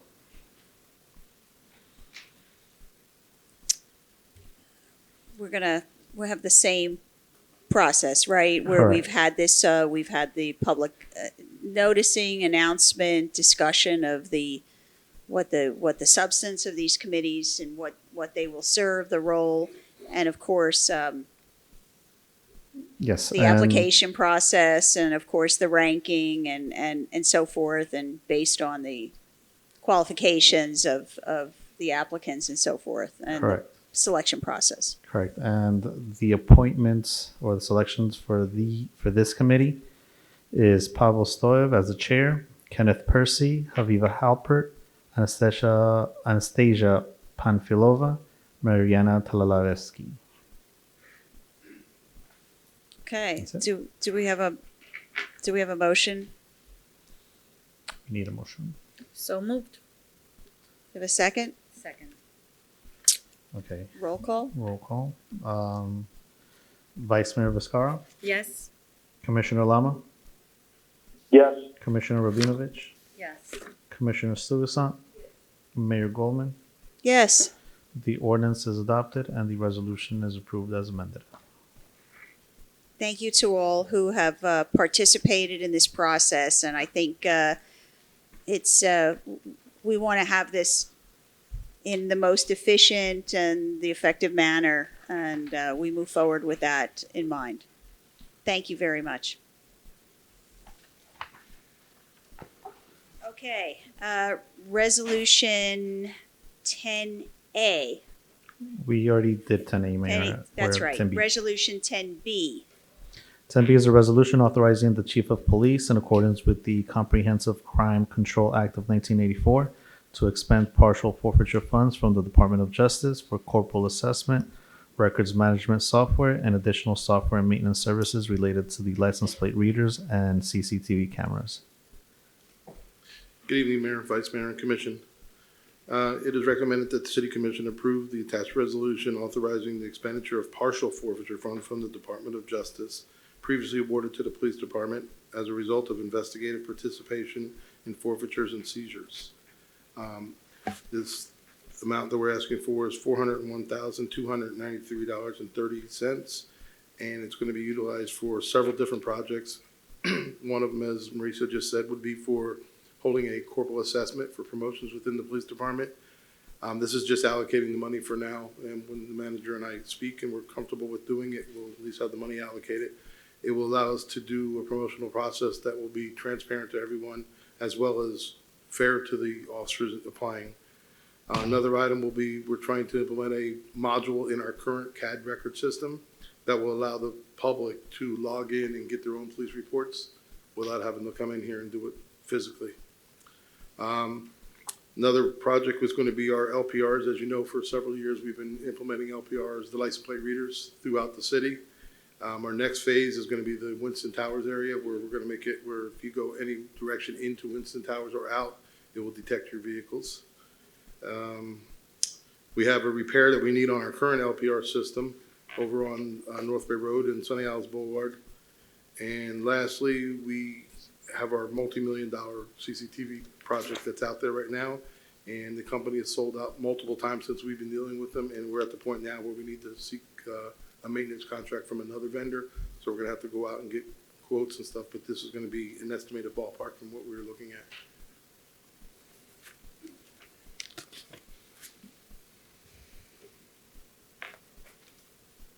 Comments? I have no From the public commission. speakers. Any comments? Well, I think I always look at the forfeiture funds, like the free money items. It's not really free because I know you guys work for it, but it's definitely my favorite funds. We're So, not paying for it, it's so, drug and you dealers. put them to good use, so it's good.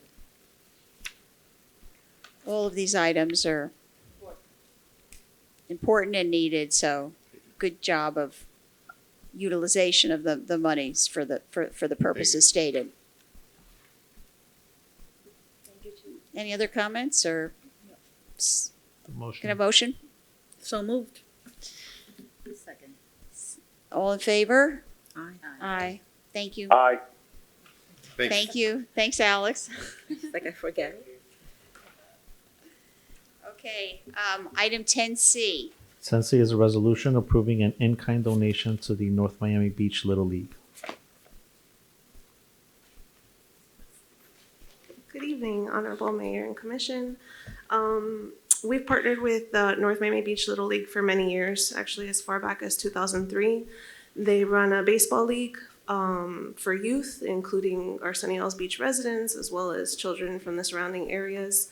In order to keep the cost low, they are requesting to utilize the baseball field free as an in-kind donation.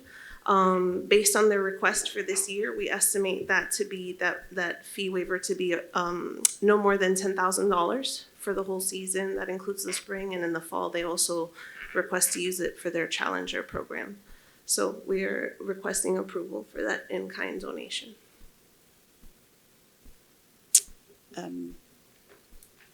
We have one public speaker card, but we'll Romina Grodzkanova, can you please state your name and address?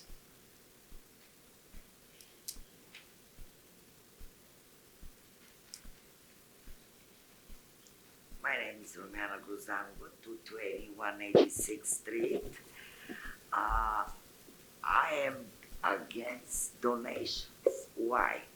I am going to show you the picture. The Sunny Isles need to take care about the dog from the big buildings. Yes, have a beautiful, but it's on the other side. When they come from the building, from Collins, where you live, everybody cross.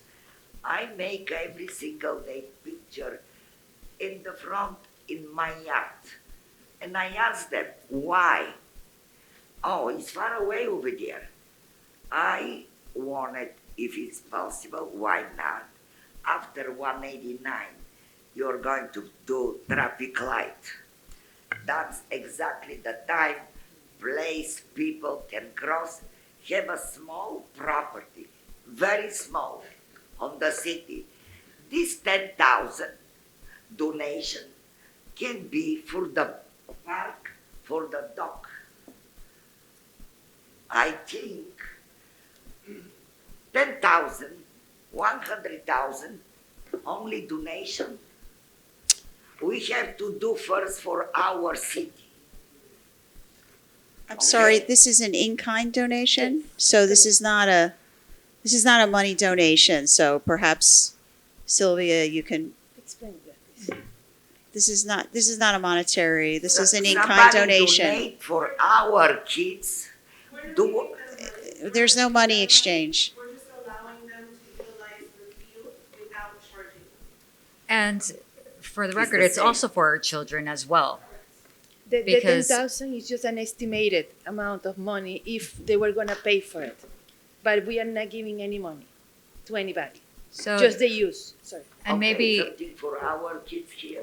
it is, Do they it have is, a place to go and play? No. Yes, they do. So our kids, our Sunny Isles Beach residents are enrolled in their baseball program. We actually have about 20% of the participants that they have in their program are our Sunny Isles Beach residents. Our kids has to go there because we don't have. No, they utilize both Allen Park and they utilize our fields. Those two fields, they go back and forth between practice and games between those two fields. I like to hear more for our kids here, for our city here. Like I said, for the dog, They have a beautiful, I like them. And they have a for small dog, for big dog, very nice and very well kept. But here on this side, doesn't have anything. Thank you very and I much. asked the people, and they told me, we don't have where to go. Thank you very much. Thank you.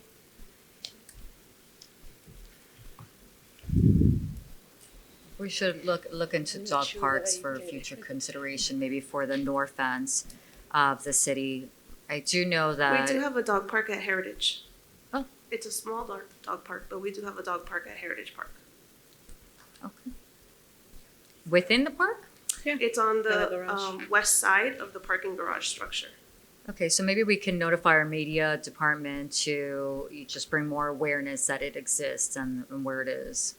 And also in Gwen Margolis, we have one too. Correct. We Yes. have the Bone Zone at Gwen Margolis. I know that in our building, we have a dog park for our residents. I believe that Ocean View as well has a dog park for their building, no? I'm not sure. I don't think Ocean View has. I think they Or- actually utilize the one that's. Like the one all the way at the end, the last building. There's a dog park there. The one, when you say the one at the end, do you mean at the west end or the east end? West. Okay. That, it's on the water, but it's private. Mhm. But the Right. one where the dog park is literally on the east end of Ocean, the three buildings. Mhm. So a lot of those residents use that dog park. Thank you. Thank you so much. We have any comments from any? I think it's good. Commissioner Rabinovich? No, yeah, just the North Miami Beach Little League includes our Sunny Isles Beach residents, and it's our residents. We don't have enough little leaguers to have just a Sunny Isles Beach Little League. So what we do is that we use the North Miami Beach Little League, and that also includes Aventura residents and North Miami Beach residents. So we are using the Aventura parks, the Sunny Isles parks, and the North Miami Beach parks. And just so everyone's aware, we offer a baseball instructional program. But it's an instructional program because we don't get a huge amount of interest, so it's usually between 10 to 20 kids. We do instructional with them, and then the goal is that if they want to get into the competitive stage, to the traveling to the competition, then they can join the NMBLL because they have the numbers to be able to put a bunch of teams on the field and be able to actually you don't want to play the same 5 kids over and over again every week. Well, this is a long-standing partnership, and it benefits, everyone involved, and I don't see why we would object to it. And again, it's an in-kind donation. Yeah. It's not, and there's a benefit to having transparency and reporting of these donations in our agenda. We plan to do it that way going forward. Okay. Take a motion. Motion to approve. Second? All in favor? Aye. Aye. Okay. Thank you, Sylvia. Thank you. Okay, item 10D. 10D is a resolution accepting a donation in the amount of $2,500 toward the purchase and installation of a bench in the Butterfly Garden at Gateway Park. Honorable Mayor and Commission, a local resident, Eric Lichtenstein, I hope I said that correctly, has generously offered a donation of $2,500 towards the purchase of a new bench for the Butterfly Garden at Gateway Park. The request is to place this bench on the south side of the Butterfly Garden. We currently don't have any benches on that side. And to install it with a plaque that would recognize our first sister city, Netanya, Israel. We already have a bench. We have 2 benches on the north side. One of them recognizes our sister city, Hangcheng, Taiwan, our 3rd sister city. So this donation would go towards the purchase of the bench and the installation. It would not cover it in full, but it would cover a good portion of it. We have one public We have one public speaker card, Ari Steiger. Is that for this? Oh, this is 10D, sorry, 10F. Okay. Do we have any, no public no speaker public cards? speaker cards for Any comments from the commission? Thank you to our resident Eric Lichtenstein for donating. He apologizes that he wasn't able to be here today and to drive his daughter up north, but yes, he would have wanted to be here. That's great. Okay, all right, so do we have a motion? So moved. Second. All in favor? Aye. Thank you. And just a note for everyone here, one of our local residents who's very passionate about our butterfly garden, Keith Oliver, has generously shared with us a chrysalis on display. It's on display inside Gateway Center, so that's the pupa before it becomes the butterfly. So anybody who'd like to go there and see it, it'll be there for a few days until it emerges, and then he will release it. Nice. It's inside Gateway to the right. It's inside right Gateway there in the little social alley. Correct. Yes. Yeah. Thank you. Thank you. Nice to add a new bench, right? It's gonna Not make enough, people happy. not enough benches in Gateway, right? Okay. Thank you so much. Item 10E, 10E is a resolution approving an increase in spending authority with Calvin Giodin and Associates for the Newport Fishing Pier cleanup services. Still me, haven't got rid of me yet.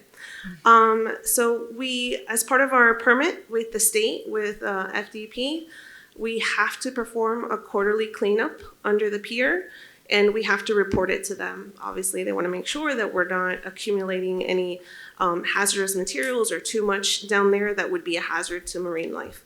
CGA has performed this for us successfully over the years. They're willing to continue to do so. So this is a request because, again, for transparency, because there's other contracts with CGA. This is a request for $10,584 is the maximum for the year. So it's about $2,500 per quarter. It's a request for approval for that expense. no public speaker cards, no comments. Any comments from the commission or move? Any motion? Do I have a motion? Motion to approve. Second? Do I have a I'll second? second it. All in favor? Aye. Thank Aye. you. Okay, now moving on to 10F. 10F is a resolution approving a sixth amendment to the agreement with Calvin Giordano and Associates for professional planning and zoning consulting services. Honorable Mayor, Vice Mayor, Commissioners, as Sylvia defined, basically we have multiple contracts with CGA, and this is just for the planning and zoning services, and is to extend it for up to 60 days from the date of the termination, which is January 31st, so we can complete the ongoing applications that we currently have, and then move on with the next planning and zoning consultant company. Any comments? Any comments? Is this, this is yours, Ari? Scrap it? Okay.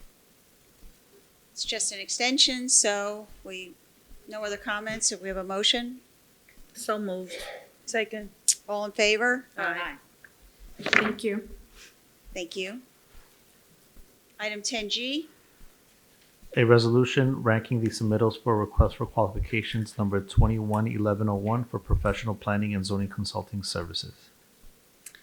This is to move along with the previous one. This is basically the 4 companies that responded to our bids number 21-11-01 for professional planning and consulting services, including civil and traffic engineering.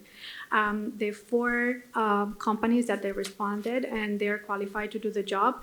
Number 1 is the Corradino Group. Number 2 is Calvin Giordano and Associates, Inc. 3 is NZ Consultants. Number 4 is Caltran Engineering Group. So this is just to approve the ranking and to authorize the city manager to start negotiating with the first ranking firm. thank you. Thank you. We have 2 public speaker cards here, Rumiana Gordsanova. I'm sorry, I understand what she said because it was not clear to me. Okay. Okay, and Hear what she explained. and Ari Steiger.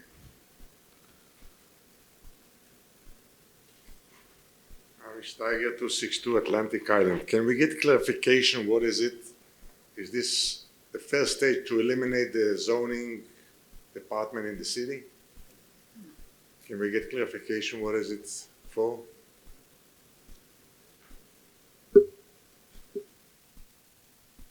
No, not yet. This Maybe is it's more just to, convenient. this is just to basically rank the firms that they responded to our bid. We have always have a consultant on board, and this is just to provide planning services for the next several years. The first one that was read, no? The first one that it was read, it was to extend the current company. This one is to rank the firms that they responded to our bid. And there is another item, maybe that is why you're confused. There is another item for another planning and zoning services. So probably that's what it is. Is this the first step to eliminate the zoning? No, The department that we adore your services for the city? No, sir. Okay, thank you. Any comments from the commission? Any motion? Do we have a motion? Second. All in favor? Aye. Okay, item 10H.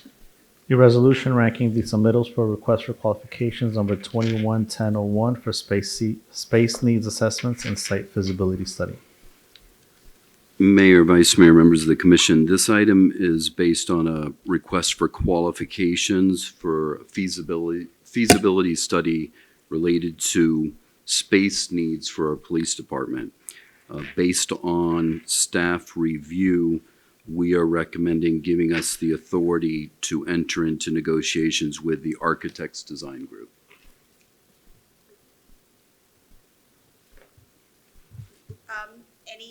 We have one public speaker. One public speaker here? This is for 10H, correct? Yes. Chaim Yefet?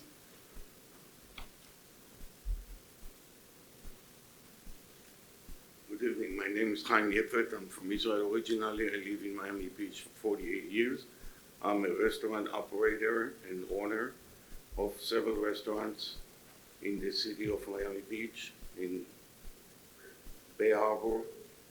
I think that I'm here to try to convince the city manager, the mayor, and the commissioners and the vice president not to destroy the restaurant across the street from here, which is called Tony Roma's, or knowing it was Tony Roma's restaurant, and destroy a beautiful facility that could become a restaurant where we're trying to, for the past 6 months, to reach the city and try to see if we can rent it. And we got a wall that stopped us from meet until this Monday, where the assistant of the manager told me that I can come and speak today in front of you. We was looking to put here a kosher, first-class, exotic restaurant, and we think that this is going to help the city revenue. It's going to help, I don't know, in Miami Beach, we have restaurants where we pay resort tax. I don't know if you have it in this city. We pay on every plate that we serve 2% to the city of Miami Beach. If you have here a resort tax, then it's more revenue beside the rent that you're going to receive, which will help the city, will help the resident of the city of Sunny Isle, will help the guests and tourists that are coming in to visit this beautiful city. So I'm here to try to convince the mayor, the vice mayor, the city manager, and the commissioners to change their mind. I know you're looking to destroy that beautiful restaurant and make it the police department. They once told me 6 months ago that they're thinking to do offices for the building department. They're not quite sure. They are still discussing that. So this Monday I was finally told that I can come and speak in front of you, and we was begging and asking for you to change your mind and keep it as a restaurant, try to rent it to us or to anybody else for that matter. But we would love to have it to create a exclusive kosher meat restaurant. We've been in this business for over 30 years. At the moment, we are operating restaurant and bar and ballroom and wedding and bar mitzvahs in the Alexander Hotel in Miami Beach at 52 Collins Avenue. And again, I'm here to try to convince you to change your mind and keep it as a beautiful restaurant, beautiful bar, great terrace there, outside seating, and try to see if we can come to a negotiation of renting this space and find another location for your police department or for your building department. Thank you very much. If you care to discuss, I mean, this feasibility study, there are actually 3 sites that are part of this feasibility, correct? That it is not a foregone conclusion that Tony Roma space will be, repurposed. I think there have been a lot of ideas, but. I've been watching carefully and they already started destroying it. It's a beautiful kitchen, it's a beautiful walking. And by the way, if you're gonna walk with me outside right now, city closed in the evening, restaurant operating until 11, 12 and sometime later by cleaning and preparing for the next day. You have bums sitting right there, sleeping in the back of the building. So that's gonna help to prevent from homelessness to sleep in this neighborhood. So I understand where Mr. Haim is coming from. I also, when I look at the Tony Roma's property, I think that it makes sense for us to be leasing it out. There's a commercial kitchen in there. There's a large investment. It can incur revenue. We can easily lease it out. But I think that when I was looking at this item, it's important to bring in and make sure that we are making the right decision for the city and just make sure that this should continue to be a restaurant space instead of the other spaces. To respond to you, you're going to spend money that, to my understanding from the hearing through the night, you had $4 million deficit in one time or another. In my understanding, you're looking for any other way to get revenue, and this is a revenue for the city, for the resident of the city. This is going to bring a lot of residents and tourists and other people to come and enjoy the facility. Mayor, you want me cost you to money weigh in? to destroy it, and it's Yeah, beautiful. sir, It was made you very done? nice. Are you done? Yes, Okay. sir. First, I would say we're not destroying anything. We're actually creating something. So the restaurant is intact as it is. It's not being dismantled. We are maintaining it on a regular basis. A couple of things. The feasibility study, the purpose of the feasibility study is so that we can study the various options. So there's no plan right now to destroy the restaurant. There's a plan to study the options, which is what the commission has asked us to do. Secondly, if there is going to be a restaurant space, as determined by the commission giving me direction to do so, then it would have to be publicly bid. So we would not enter into any negotiation with you, whereas we would open it up for all to participate. So right now, what we're requesting is the authority to enter into the feasibility study that's going to tell us the best use of the space. And in terms of the city, the direction that we've been given is more related to public safety than it is in revenue. So we're not focused solely on revenue as much as we are what's best for our citizens and residents. Can I ask you a question, So- sir? You built it up from day one as a restaurant. Wasn't that thought prior? And all of a sudden now you want to study and learn why we did it? Or it wasn't you, I'm sure, because I was told that you became the city manager recently. But this should have been done when they built and spent all that money to build that restaurant. Thank you. Our recommendation remains the same. Thank you. Thank you very much. I think the idea is that we really want to increase the visibility and the accessibility of our police department, and how we get to that point. That's really that was really the impetus for having this feasibility study, is how do we improve our police department presence, visibility, and accessibility. And that really was the basis for that. So, And the study is not solely for this one piece of property. But- So it's study for overall. our Yeah, but the properties. option of keeping it as a restaurant is on the table. So we are not saying no to the restaurant. I particularly like the idea of the restaurant, to be fully transparent. So it is part of the study, and it might be what they decide or what they recommend, so we can make that decision. But it's still an option to keep it as a restaurant. We have to balance different things. Go ahead. Something, I mean, just to echo a little bit of what Stan was saying, the priority here is safety, public safety, and obviously having a visible police station, it's a priority. I mean, I think that's kind of like the basis of doing this study. We're looking at 3 different plots, let's say.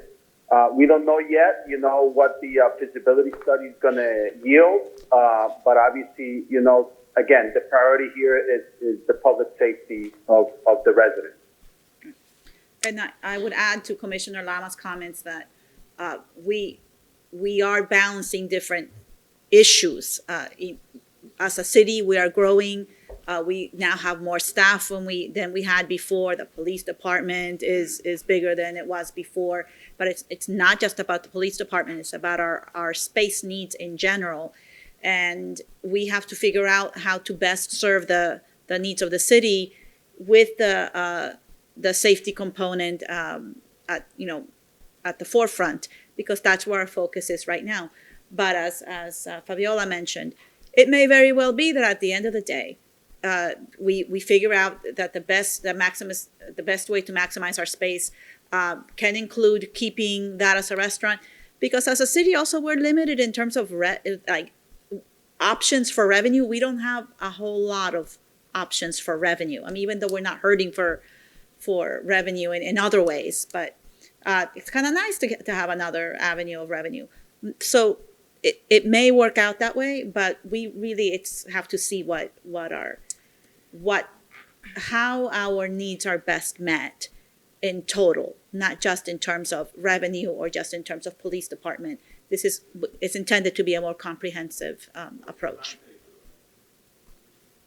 And to piggyback on what Vice Mayor is saying, we don't want this to become a popularity contest of who is in power and who gets to decide if it's going to be a building department right now or if it's going to be a restaurant space. We want to make the best decision possible. And by doing this feasibility study, we are really analyzing these different properties. Mm-hmm. And at this moment, we are at a point in the city's growth that we need to focus in on where is the best place for our police department. It's important for us to really give the police department the resources that they need and the facility that they need to protect us. thank you. I agree wholeheartedly. We have a couple of other public speakers on this item. Rumiana Gord, do you want to speak on this item or no?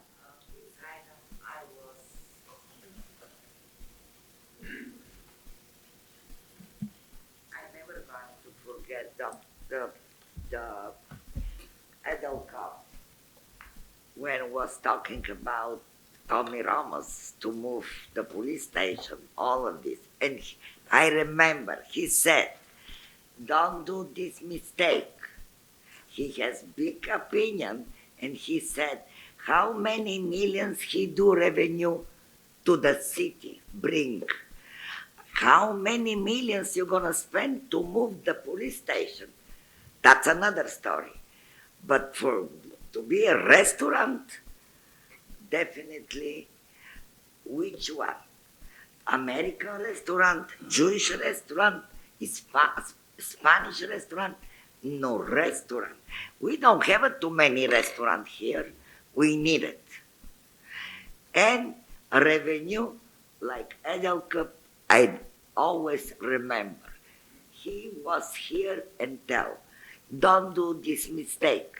You're gonna lose it. The city need it. Because all these buildings are coming to finish. We are going to need it more. We don't want the taxes of the house, property, apartment to be raised. That is gonna be help. For me, that is gonna be a big mistake if something else, not the restaurant. Doesn't matter which one, what kind, but to bring the money to the city for the resident, to not have a raise the taxes and to have money to spend for something else. Always have a different options, always. If you think twice, 3 times more, for me, that's my option, restaurant, and everything else is gonna come. When you have money, it's fine. The money talk. Money talk. Thank you. Thank you. Next, public speaker, Ari Steiger. State your name and address. Ari Steiger, 262 Atlantic Island. As she said, Norman Edelkop was here, and he said it's going to be a big mistake to move the police department there. It's going to cost $3 million to move the police department there. The first chief, the second chief, they warned not to move the police because it's close to a gas station and it's close to Collins Avenue. So I don't see why spend again hundreds of thousands of dollars for visibility, the same as you spend on a chief. To find a chief, and what happened? Nothing. Spend the money, $75,000 for nothing. Now it's going to spend visibility study for nothing. And again, Norman Edelkop said, put a desk in the lobby for the police department as a front, because maybe people don't want to go up to the second floor. A restaurant is the answer for this place, and it's revenue for the city. I don't see why spend money on visibility and the rest of it. There's no sense whatsoever. Thank you. Okay, we have no other public speakers, so do we have any other comments from the commission? Otherwise, any other comment? And, I think also from a standpoint of logic, a police station has to have their own building. One, it'll be good for them, for the department. Two, I've parked in my parking spot, and a couple of times I've seen how our police officers are taking someone in. There's civilians there parking there. There's city staff parking there. And you know what? You cannot have the police bringing someone in that they are just arrested, going through the elevator or going through that second floor door. It just doesn't make sense. So the police need their own station, whether it's at the Tony Roma's property or north of where the city hall is. They need their own station. It's Right. just common sense. And to add on to that, the feasibility study, from what I understand, is not only just based on location, but it's also on density, on what exactly is needed for our population and so on. So it's important that we study this and make the right decision. And just to clarify, there were original plans for a freestanding police station with the original plans for the building, right? Those schematics were from 2002, or? I'm not sure of that. But there were pre-existing drawings for a police station a while back. That's what I I had heard. I'm Anyway, not aware of that. okay. All right, well, I think we have all our comments unless we have others. If we have any other, There's no other public. no other no public speakers, no other comments? Okay, do we have a motion? Do you have a second? Second. All in favor? Aye. Aye. Motion passes.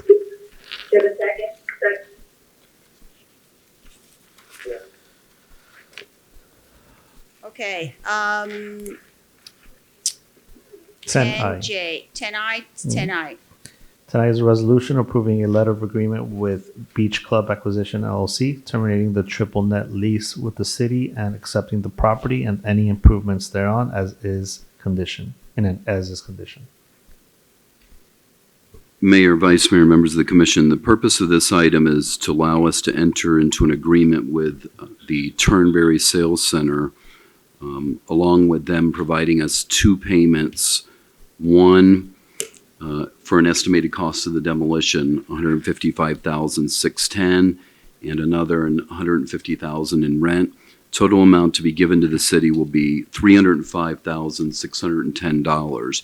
The property would be turned over to the city by January 31st, 2022, and the monies will be paid by March 15th, 2022 for this agreement. Can you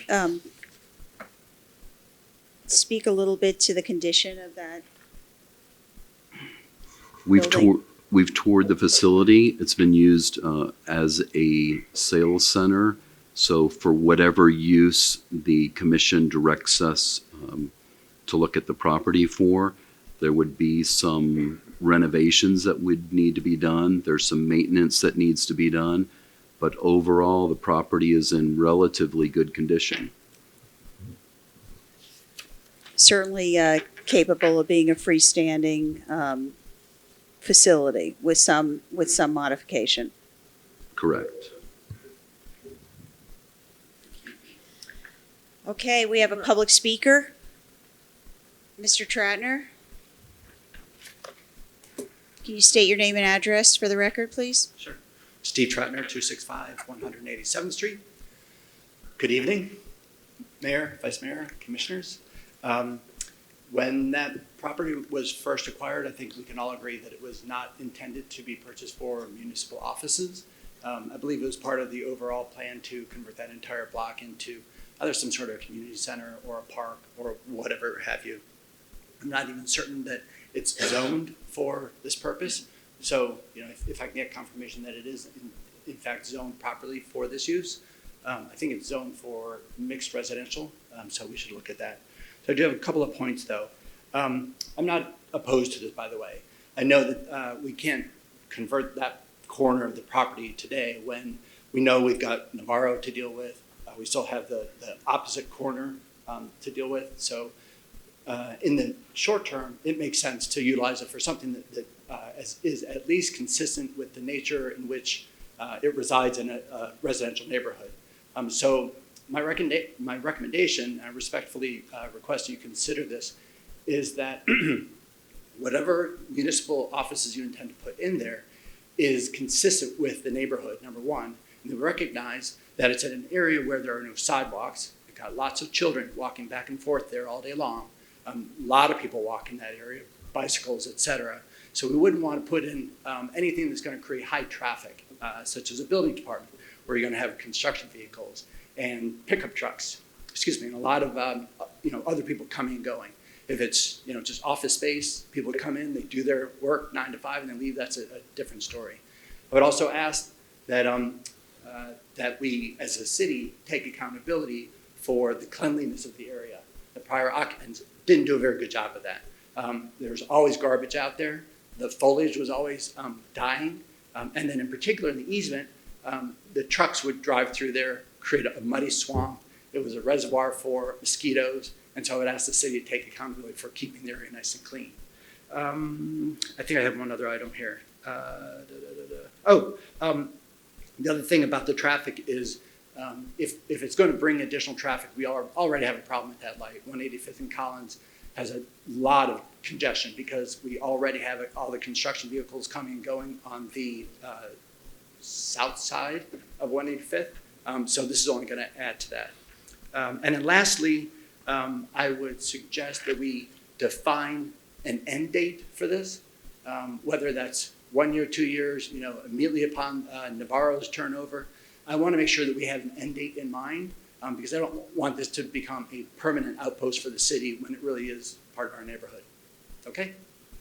Thank you. I'm not sure where you got the idea of municipal purpose, but just to clarify, this Navarro, they've extended their lease for 5 years, correct? So there's a 5-year term where that will be stationary, that Navarro. So there's really no immediate plan to demolish the Navarro property. No, I'm not talking about Navarro. I'm talking about. It's right adjacent to.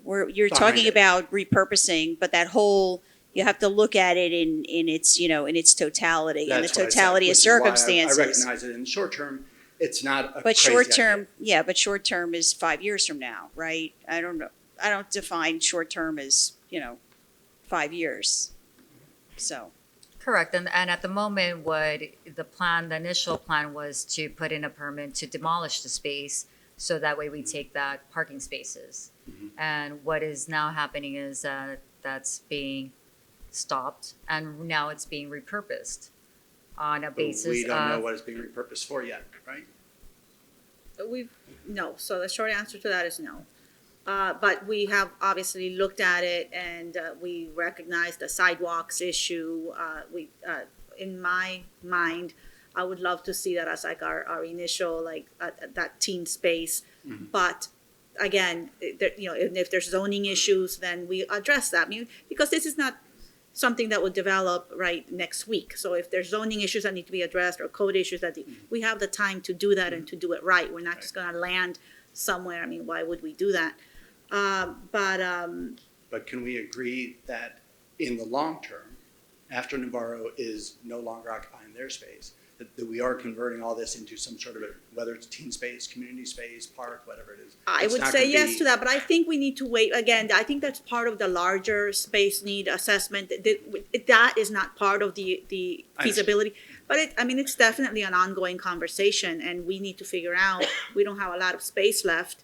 We need to figure out how to best meet all our needs and our evolving needs. Because whatever the ideas were 20 years ago, may not be suitable today or in 5 years or in 10 years. So I think that's just going to be folded into the larger conversation. But in my mind, that's where I envision the teen space, and it's going to be like that, mostly like that, for at least 5 years. And then we'll see. But I don't think you need to worry about the city driving their trucks and messing things up. To the contrary, the intention would be to improve it and put in the sidewalks and do things right. I'm glad we agree. Thank you. Yeah. Thank you. Okay. Oh, I just had one question. The rent, the $150,000 rent that we're collecting, why are we collecting that now?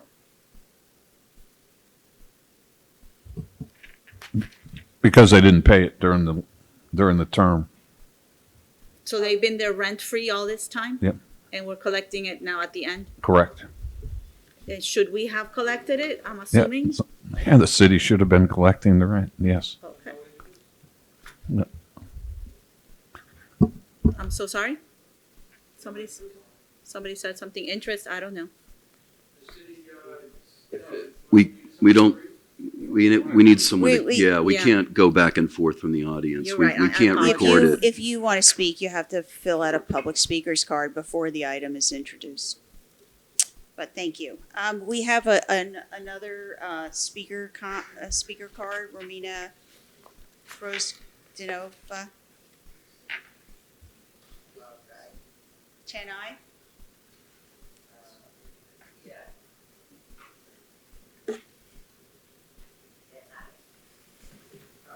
I was thinking here, what's mean that to explain about termination, repo?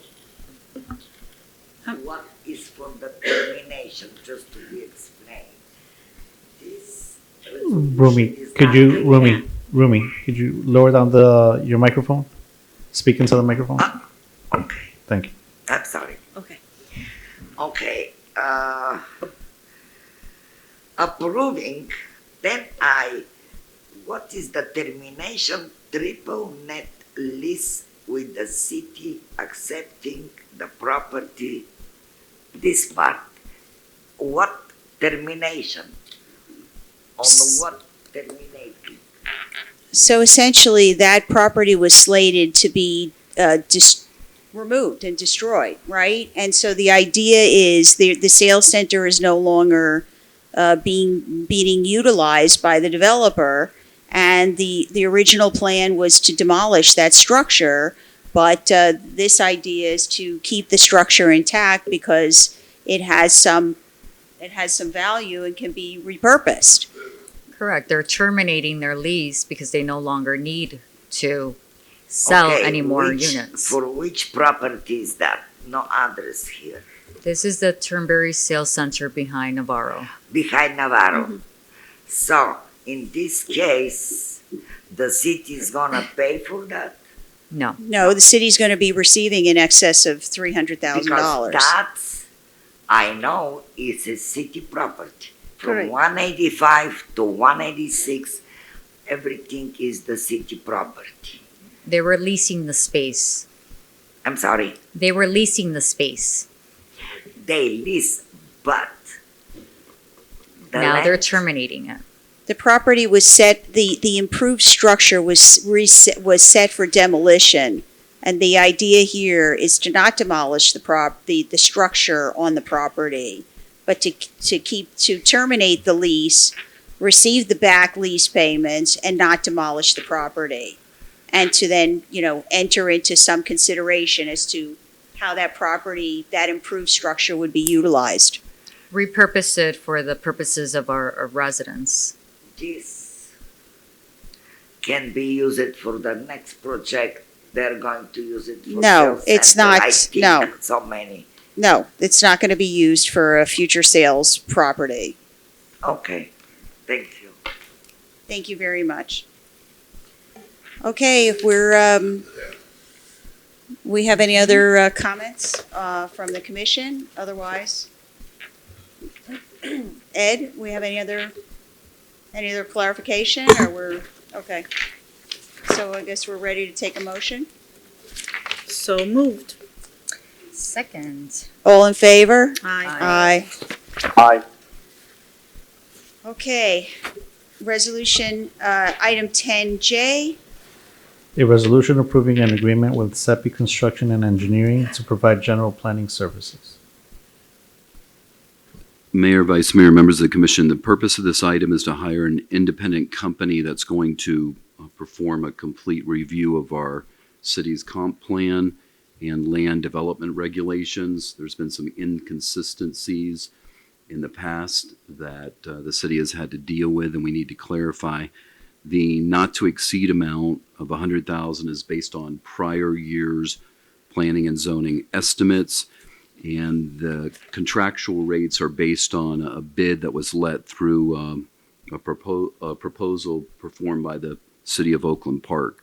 Representatives from this company have performed work in 31 municipalities and 11 counties in Florida. This company may also be used to perform our required evaluation and appraisal report that's due this year that the mayor alluded to earlier.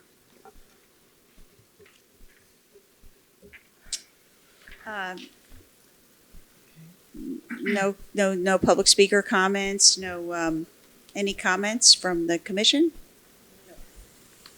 I think we're a fresh set of eyes on these matters is needed.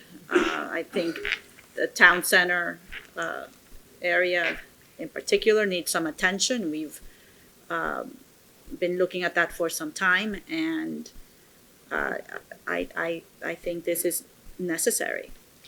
Yeah, we need to tackle on whatever issues we have going on at the moment, and we can't, turn a blind eye to inconsistencies.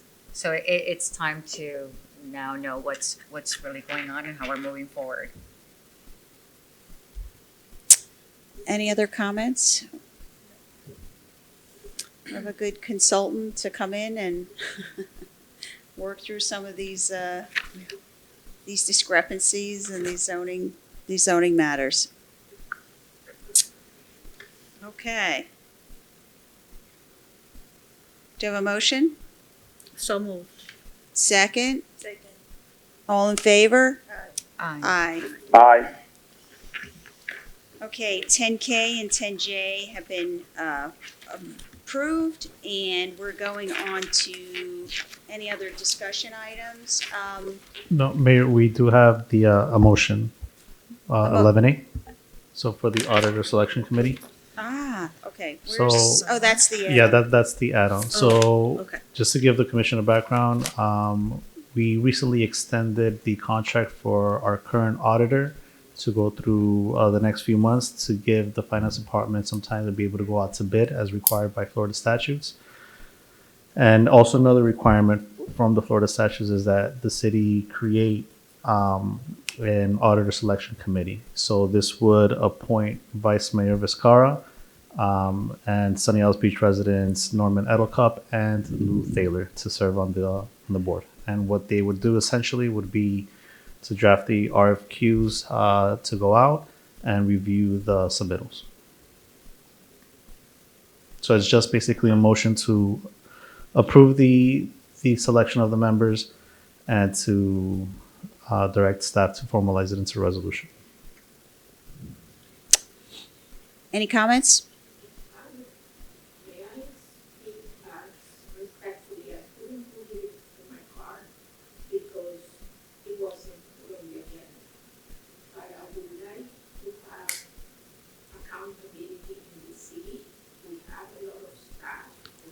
Mayor, I'm sorry. We have to have, if you're going to allow someone to speak. Okay, if you They want have- it, yeah, we would have, you yes. would have to put a speaker's card in before the item, so the item wasn't published, is that? It wasn't published. Yes, it was added on at the last It was minute. an add-on. I couldn't identify it. I'm asking for permission to talk about this because it's important. Permission You granted. cannot- It's the selection of the auditor. Maggie, I'm sorry, could you just, your name and address for the Yes. record, please? I'm sorry, but it's important, I believe. My name is Maggie Gordo. As you know, I've been coming to this meeting consistently since 2018. My issues are accountability, transparency in the city. One of the things that we all know, is that we have staff, we have financial departments, we have managers. And now we are going to select an auditor. I would like to request that the auditor looks at this issue of a developer not paying rent for years. I would very much like to have an accountability. Someone in the city knew about this rent, and someone in the city knew that it wasn't being paid. One of the gentlemen said it, we need to make people accountable just to make sure that it's not repeated, and also review what other developers are not paying what is due, because it's not right. It's not right for the city to enter into a contract for a rent. My goodness, I'm in an association. If somebody doesn't pay $10, the attorney comes after you. How can we, and I wonder if we hadn't had a change of management and a change that we worked for to put you guys there, I wonder if this developer will ever have paid. Maggie, your point is well taken. In fact, we just learned of this, literally. The issue was that this particular lease had never been put up, in my understanding, before the commission for an approval. Is that correct, or? Yes, not as far as we can tell. No, the original lease was approved, but there was an amendment that put forth the $5,000 that did not come to the commission. $5. I don't know.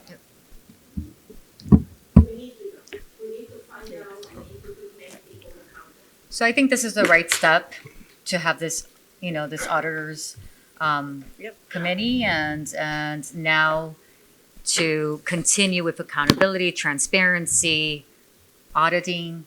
So we're taking the right steps.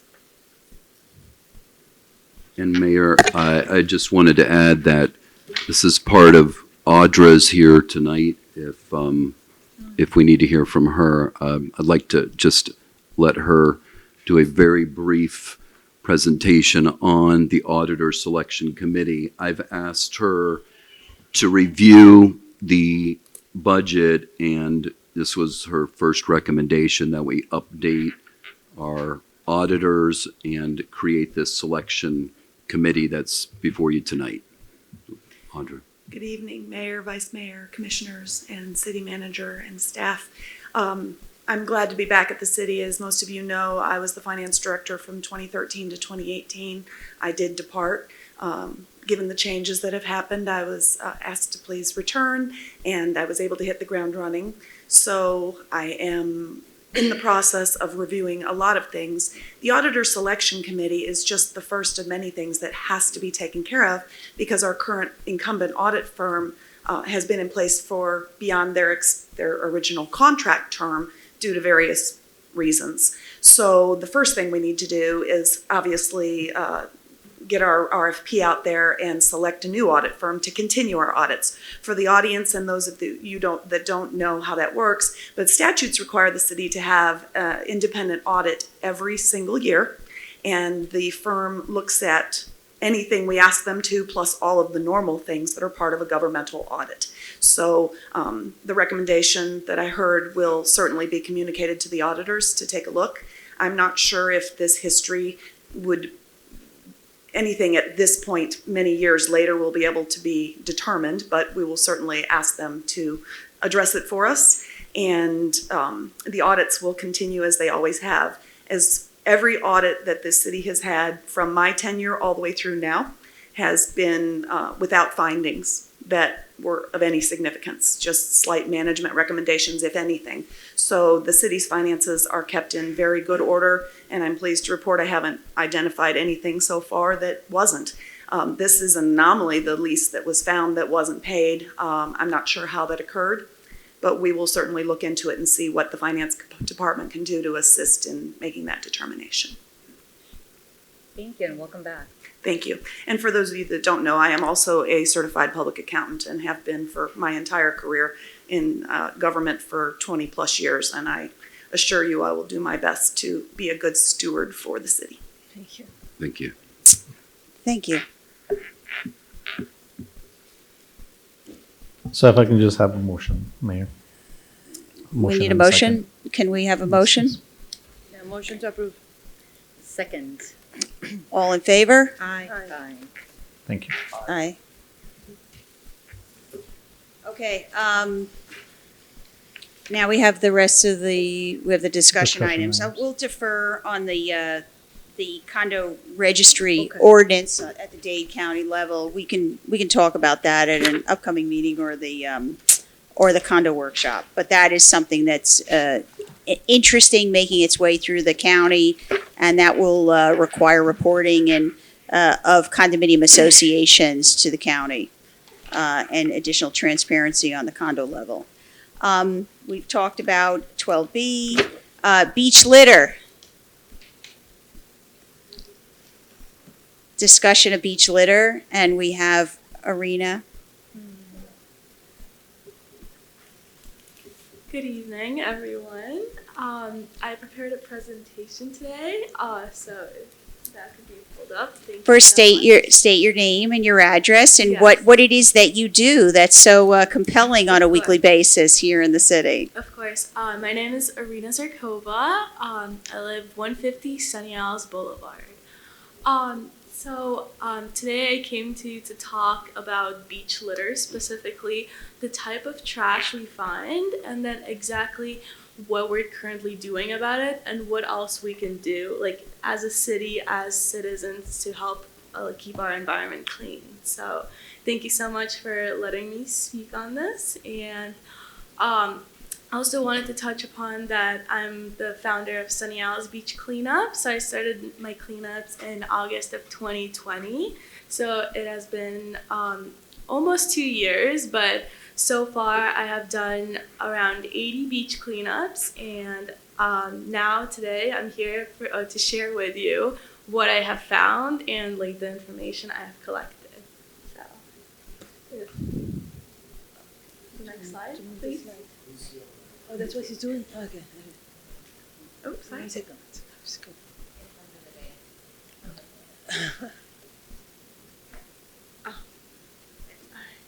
Thank you.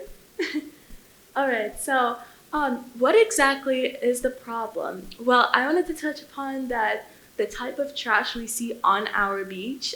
Many of you might walk on our beaches and think that they're not dirty, but if you take a closer look, you can see that there's a lot of trash. Those are just some of the pictures of the trash that we have collected as a group together. My first point is I want to talk about trash being near condos and hotels. So there's a lot of, to what I know that hotels are supposed to take care of their property and, you know, clean up after themselves and either hire people or go outside and, again, clean up. So, however, I have seen that, for example, the Newport Hotel, there's a lot of trash near there. So if you look like under the chairs that are there and just around the whole area, because it's more open to the public, people come from like other like cities from outside to go visit our beach, and then they litter because they think that someone else is gonna clean up after themselves. So this happens, and hotels and condos are affected by it, and I believe that hotels should start doing something about it and just fighting this issue. Other things that we see is microplastic, plastic bottles, cat food cans, cigarette butts, nets, ropes, glass, and other plastic bottles. So I want to touch upon microplastic really quickly. Microplastic is basically plastic that's over time being dissolved. So let's say if you would have a water bottle, over time it would dissolve into small plastic pieces, which basically harms our environment, and animals and marine species, they digest it, and then to whoever eats meat, for example, we digest it ourselves. So it's not only impacting animals, but it's also impacting us. So it's a really big issue, and I have seen a lot of it on our beaches. Regarding plastic bottles, I have seen a lot of Zephyr Hills bottles as well as Jade Ocean bottles, which I wanted to touch upon.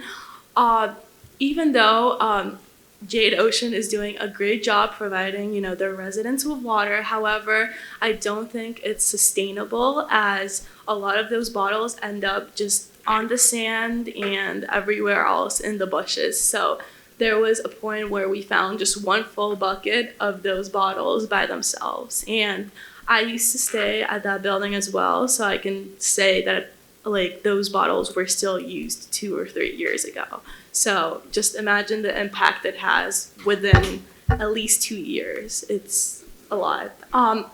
Also, I want to touch upon cigarette butts. So that picture you see over there, that's a bucket full of cigarettes, and basically that is one person picking up trash within 45 minutes. So just think that it's only one volunteer, and I have 30 people coming to my cleanup. So within one cleanup, we get probably at least 300 of those. So it's really big numbers. And even though some of you might not see it, it's hidden like under the sand. It's just everywhere around our beaches. Also, I see fishing lines a lot too, which I think is a serious issue, as it ties around, like, for example, turtles or like other marine life's necks. So, and because of that, it kills or suffocates them, which, you know, harms them. And I think we should try our best to protect our environment and our species as well, because this is the city we live on. Also, last point, I wanted to discuss glass use. So I went for a morning walk one morning, and it was around next to the Aquilina buildings, I saw just like pieces of glass laying around like in the sand. So on the next slide, I can show you a picture, but it was blue pieces of glass that were just like broken apart, and they were in the sand, like laying all the way around. And I believe, oh, sorry, switched it. I believe that it's basically really like harmful for our like the kids that live here as well. Like if they're playing, let's say they're like in the sand, like it could like harm them and just cause a really big issue, I believe. Okay, now I wanted to talk about what is being done about this problem. First, again, like I mentioned, I hold beach cleanups, so I believe that I have like a really large impact on our beach litter problem because, again, many of you might not think it's an issue, but from what I've seen, it's very scary, honestly, and it's just like impacting our environment a lot. And even though if we might not see like short-term like impacts, there are really a lot of like long-term effects which we don't know of as of right now, but we must do our best to, again, protect our environment. Also, I want to touch upon a point on dune restoration. Me and Mayor Goldman, we've been working on the dune restoration project, and I want to continue that project. So there are plants in the bushes which are really harmful for us. The plants in the bushes are really harmful for us, and what the city has done, where I hold my beach cleanups behind, there's a bush, and the city has removed part of it, and under those bushes we saw a lot of trash as well. So whatever I couldn't reach with my team like of volunteers, like it was all under these bushes. So not only do we have to plant plants that are that belong in Sunny Isles Beach and that are not from some other either country, but we have to also, keep in mind that we have to pick up the trash after ourselves. Another point is that another morning when I was walking and taking a walk on the beach, I noticed how when Aquilina was building their new building, they have the plastic covers on their windows that they were installing, and those plastic covers, they drop into the sand and into the ocean. So I even filmed a video showing how there was just this blue plastic all around the sand on the beaches, which was really crazy and really shocking to me. So what I did is I reached out to Aquilina and I asked them about it, and I offered, my cleanup services to them. They responded back and they said that they're going to take care of it. And from that day, I have seen some of their workers come out and start like cleaning up the trash. So I believe if we make more like condominiums or hotels aware, they can like really make a change. So, and last slide. Oh, okay. So as you can see right here, the picture on the bottom left, this is the glass I was talking about. It was just like under the sand, and this is what happened when I like moved the sand a little bit. Okay, so now what else can we do to fight this issue that we're facing? I think we should do group cleanups. So for example, we could team up with different condominiums. For example, I can offer my services and like I can offer my services and talk to the condominiums about keeping our beaches clean, because I think it's really, really important. Also, I think it would be a good idea to have the condominiums kind of host monthly beach cleanups. So for example, like there would be a day once a month where one of the condominiums would have their residents come out and just as a community help each other which I think is really important because not only does it clean the beach, but it also brings awareness and brings the residents together. So another thing is I had an idea of making like flyers and posting it around the city just so our residents can see what problems we're facing and maybe post like facts and just like make others aware of this issue. Another thing is I wanted to talk about trash cans. So I understand there's a lot of trash cans on the beach, but I really feel like we don't have enough, as when people are walking and they don't see a trash can near them, they're less likely to pick it up and throw it away. So I think we should install more trash cans, and also as an incentive and more of a social event for others, I think we can decorate the trash cans in a way that will not only, again, clean our city, but beautify our city.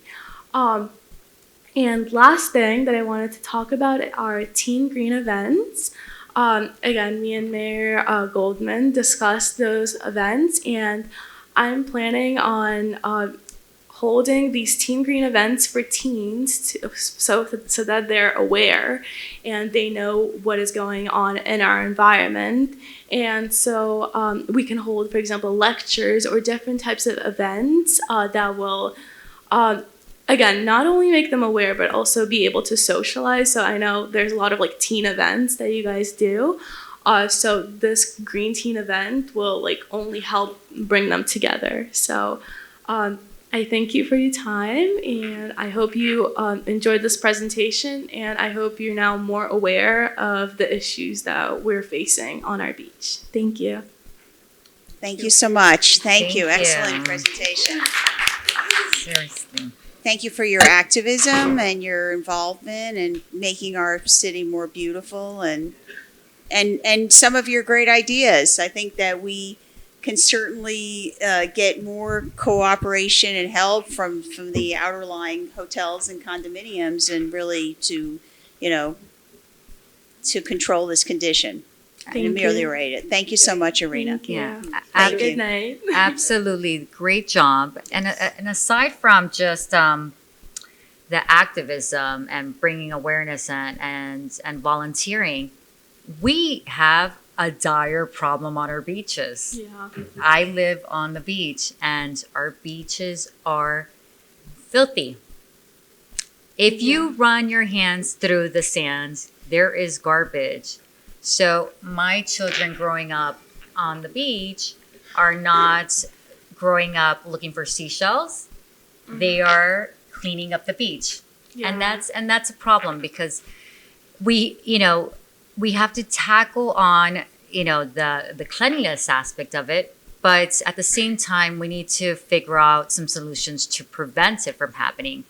And that brings up the accountability from the hotels and the condos. Exactly. When I walk the beach at the end of the day and I see trash being left behind, the beach attendants will pick up the lounge chairs, and I've asked them, well, here your residents or your hotel guests have left all of this garbage behind, and they make it very clear that it's not their job, and they are not responsible for cleaning up.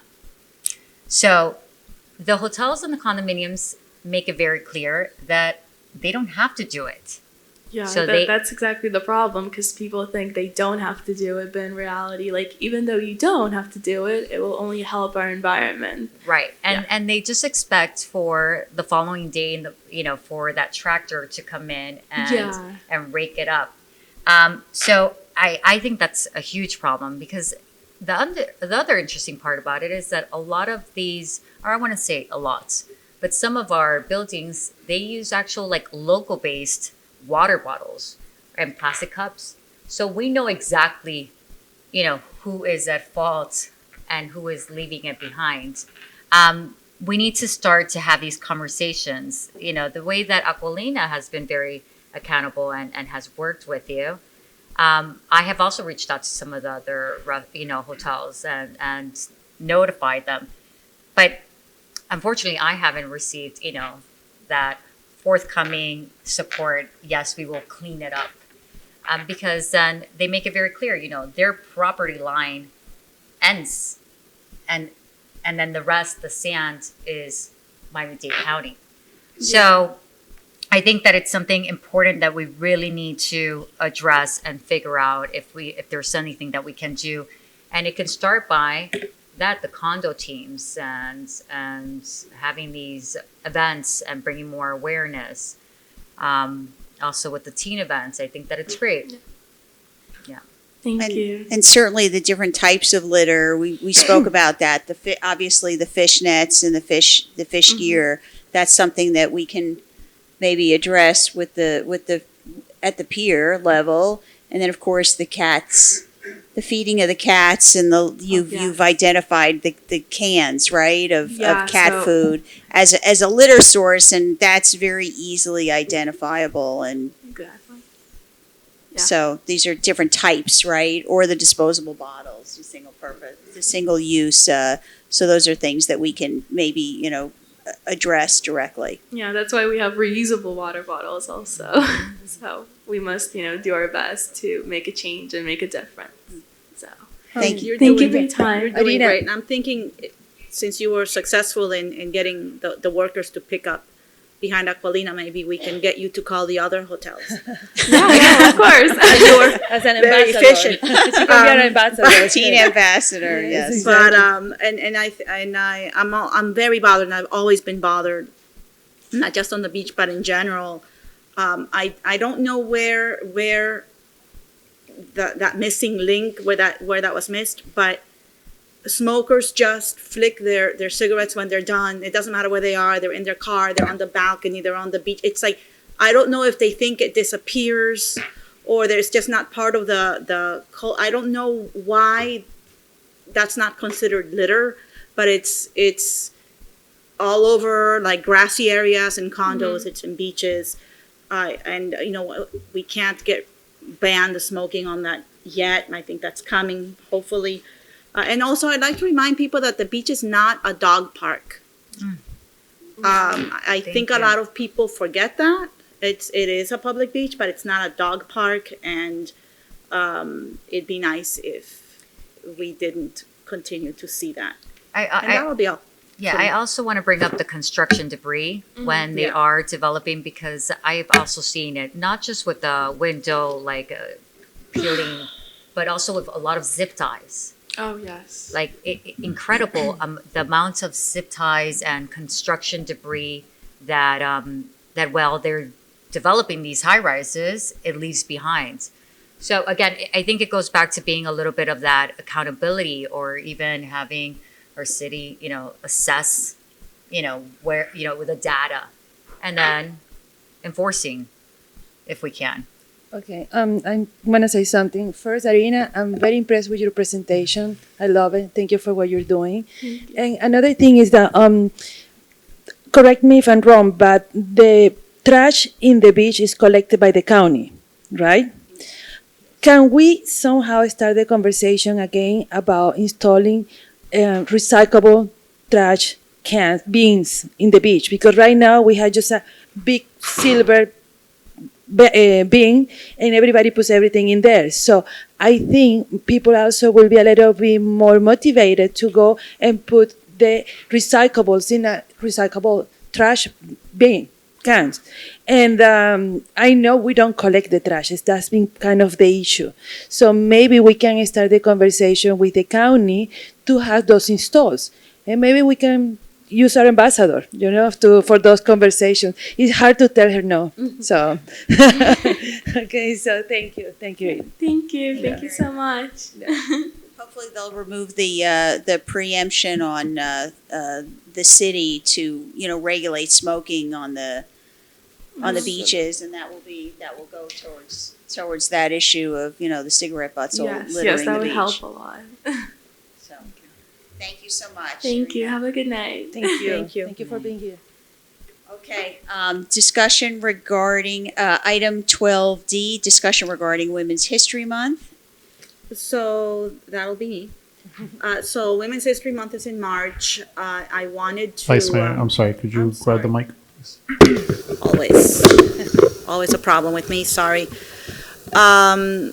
Women's History Month is in March, and I thought that in recognition, I mean, we're going to be 25 years old. We're old enough that we're starting to have our own history, and rather than just recognize the month in general, I thought this would be a good year to start with our own history, and I'd like to recognize the posthumous recognition of our first three lady commissioners.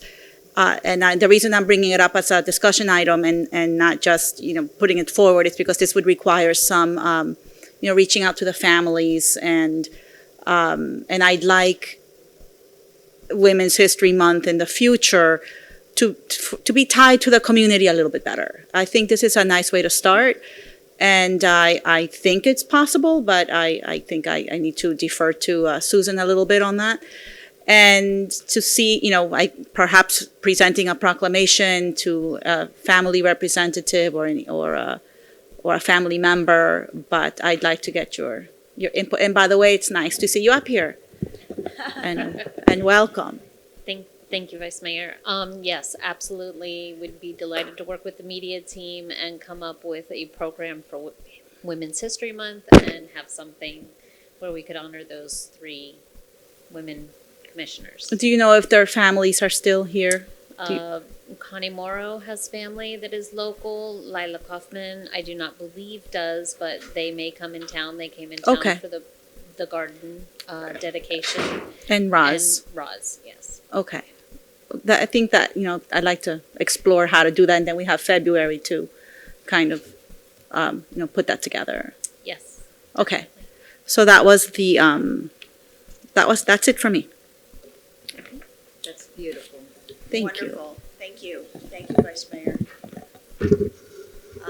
Discussion item 12E regarding senior helper.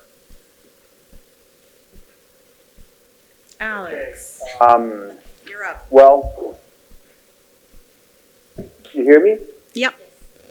Okay, perfect. Yeah, I wish I could be there. I'm going crazy here in isolation, so hopefully I'll be able to break out soon.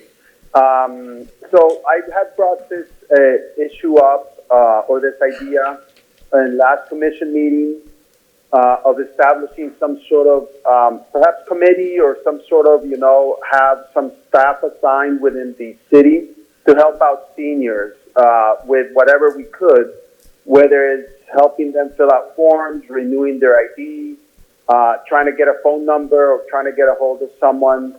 I think that they need help with some day-to-day chores, perhaps, everyday life type of chores. So, I had talked to Susan about this, and she told me that we had this some time ago, we would like to revive this and be able to lend a helping hand to our senior citizens who need that. So I don't know, Susan, if you want to give some more detail about it and how it would work. You're more than welcome. Sure. Thank you, Commissioner Lama.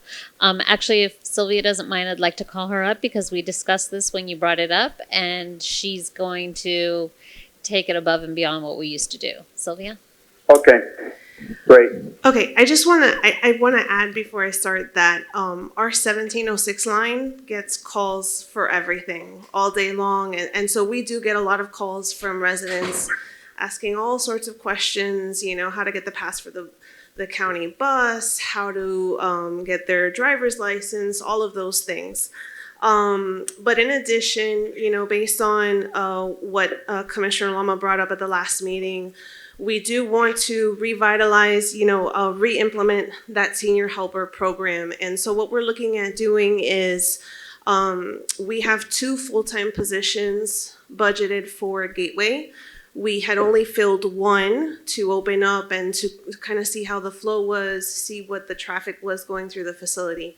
We are now posting and hiring for that second position. There will be overlap because those two positions, you know, they're covering through Monday through Friday, so those overlap to cover for breaks and that kind of stuff.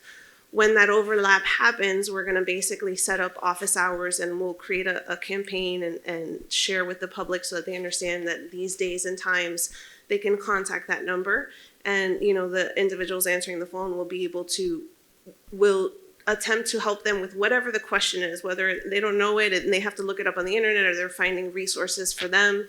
But we're also implementing a training packet so that we can have a lot of those resources ready to go for like a lot of the FAQs, the frequently asked questions. In addition to that, we have reached out to Alliance for Aging. So that's a nonprofit organization that also has a lot of resources. We were kind of hoping that maybe we could get them to come and on a regular basis and do something like this. They don't quite do that yet. They don't have the staff for that. They are willing to come out and do a presentation for our seniors, for our residents, and share with them all of the resources that they have. But they have a plethora of resources. They have a phone number that we can also utilize that you can call and ask them any question, and they can kind of guide you in the right direction too. So we're gonna, you know, utilize both of these resources. We're working on the training manual and hiring that position. So the goal is by the middle to end of February, we'll be able to get up and running. Excellent. Excellent. Okay, Yeah, Alex? this is great. I really appreciate this. I'm very excited about this. Susan, maybe we can also think with our local high school and maybe propose to them to put that club, like the Alliance for Aging, some kind of club, so the children that they are in the high school, they need to do some community hours, so they can get community hours, they can get awards, they can maybe turn it into an internship with the Miami-Dade County Public Schools. So maybe we can use something in the school to give also opportunity to the teens to participate and to do an internship with us to volunteer as part of answering the phones, or anything that we need for the seniors, you know, like maybe create a program for them so they can, you know, interact. So we do, some of you may not know, we do have a volunteer program. It was more robust prior to COVID. Once COVID hit, obviously we suspended events for quite a while, so we lost a lot of those volunteers. We're gearing that back up. We probably have about 4 regular volunteers right now. And so we're gearing that back up. And they do, you know, we have them assist with a variety of things. However, typically when we're doing programs and offerings for the seniors, it's during the day while they're at school. So it becomes difficult to have them assist with those. But we can definitely look into that some more and see if there's some other avenues that we can pursue. How old do you have to be a volunteer? 14. I also just want to add that some of the things that Commissioner Lama mentioned, filling out paperwork and things like that for the seniors, contain sensitive information, social security numbers, date of birth, things like that, that we really can't use a volunteer group for. And we don't even take that information ourselves. We'll sit with them and help them fill out the form, but we would never take that information ourselves. Also, thank you, Susan. Also, since we're talking about senior citizens and we're talking about committees, I would like to propose the formation of a Senior Citizens Advisory Committee for the city. So perhaps we could discuss this, and then in the next commission meeting, we could probably start the process. Do we not have one already? No? They don't have any committees. Yeah, this is a discussion item. That's all, folks. For the next meeting. Okay. Thank you, Commissioner Lama. Thank you. Okay, next item is, we've discussed priority list for FDOT. So the discussion, item 12G, discussion regarding park and beach patrol. Well, it's 10F, Mayor. 10F? Yes. I'm looking 12. at. No, we talk about the 12. 12G. 12F. Is this, It might be different in your books. You're probably looking at an old agenda. oh, So apologize for that. So it's looking at 12F. the original. 12F. Okay, then we're on 12F? Okay. Discussion regarding beach and park and beach patrol, correct? Okay, It's the right discussion item, the wrong. Just the wrong number. yes. okay. Roman Yeah. numerets Perfect, perfect. or Arabic numerat. Okay, the idea is to bring back the community policing, and we used to have a bicycle patrol in the parks, and somehow maybe Chief can help me know what happened with that, and we want to have more presence and visibility in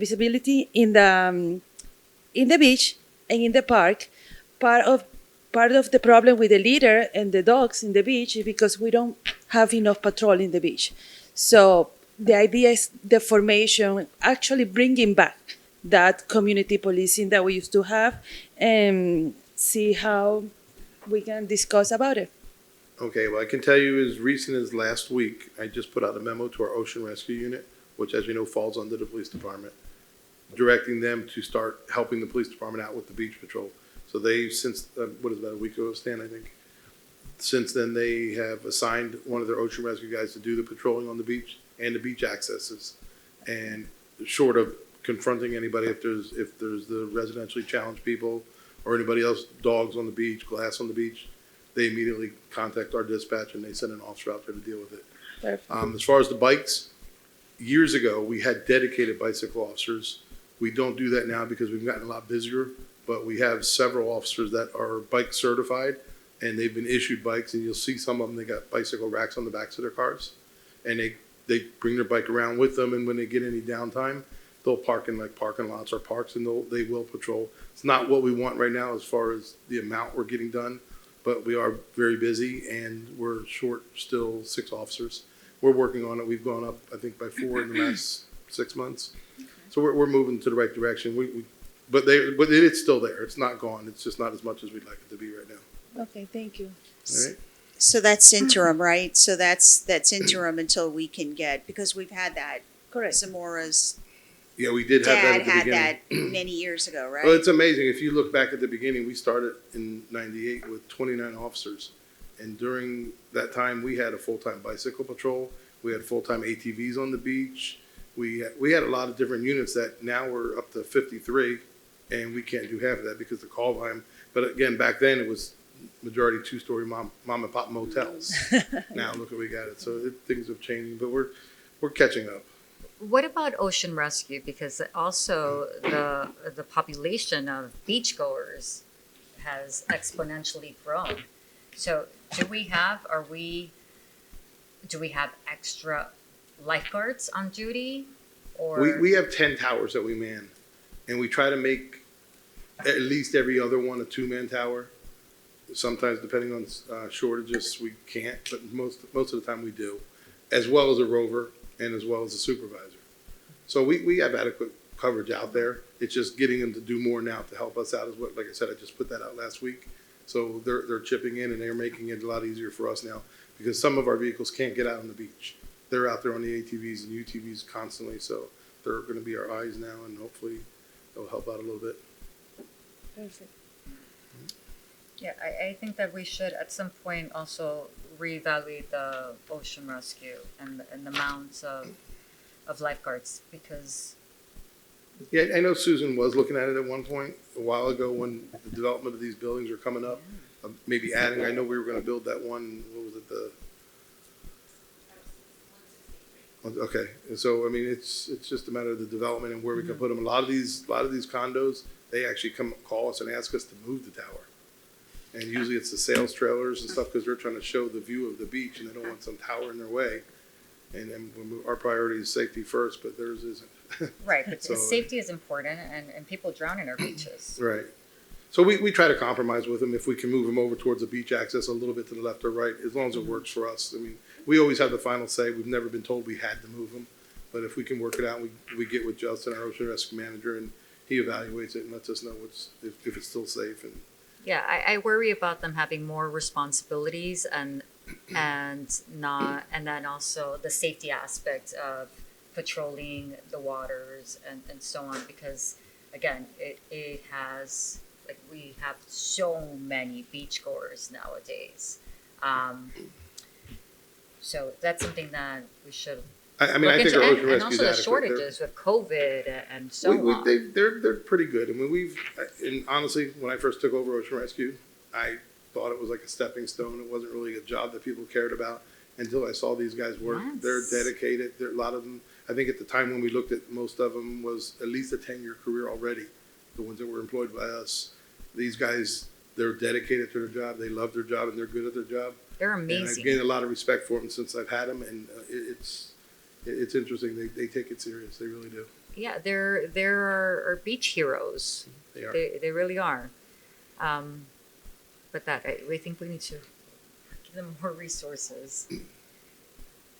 It's clear, whether it's litter or it's dogs, the kind of complaints that I receive, and I'm sure my colleagues receive, it's just double the amount of impacts to the beach because of the utilization and the occupancy of the Right. beaches. That's really what's happening. It's not only safety, security, but of course it is, integrity and so forth. So that's why there's this kind of, and you've heard this as well from others on the commission about beach patrol. It's definitely on a wish list, right? Exactly. It's part of the wish list. Understood. But, Thank you, I've called the police on the beach beforehand, and they're quick to get there. Like, if there's an issue as well. But are we going to use our resources for a dog to contact the police, or They We all need to stay. They all evaluate stay it. within their zone. They all know their area. They have a system where they never leave anything unattended. And if you watch them during a rescue, they get on the radio system. And if depending on how many people they're rescuing, even if they're going in to check on somebody that looks like they're in distress, they get on the radio and they have a shifting motion that they do where the 2-man towers jump on the ATVs and they shift with never leaving anything compromised. They're good at what they do. Yeah. And if it's just a matter of a dog within their zone, they'll just come down, keep an eye on the water, and just tell them, hey, you can't have a dog here. But of course, our same challenges we face with dogs everywhere is every dog now is a service dog. Mm-hmm. So it's, That's something we have to also find or look for a solution somehow.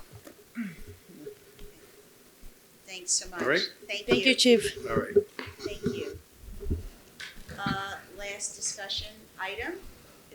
If my agenda reads correctly, it's the discussion regarding the Navarro property. So take it, Counselor.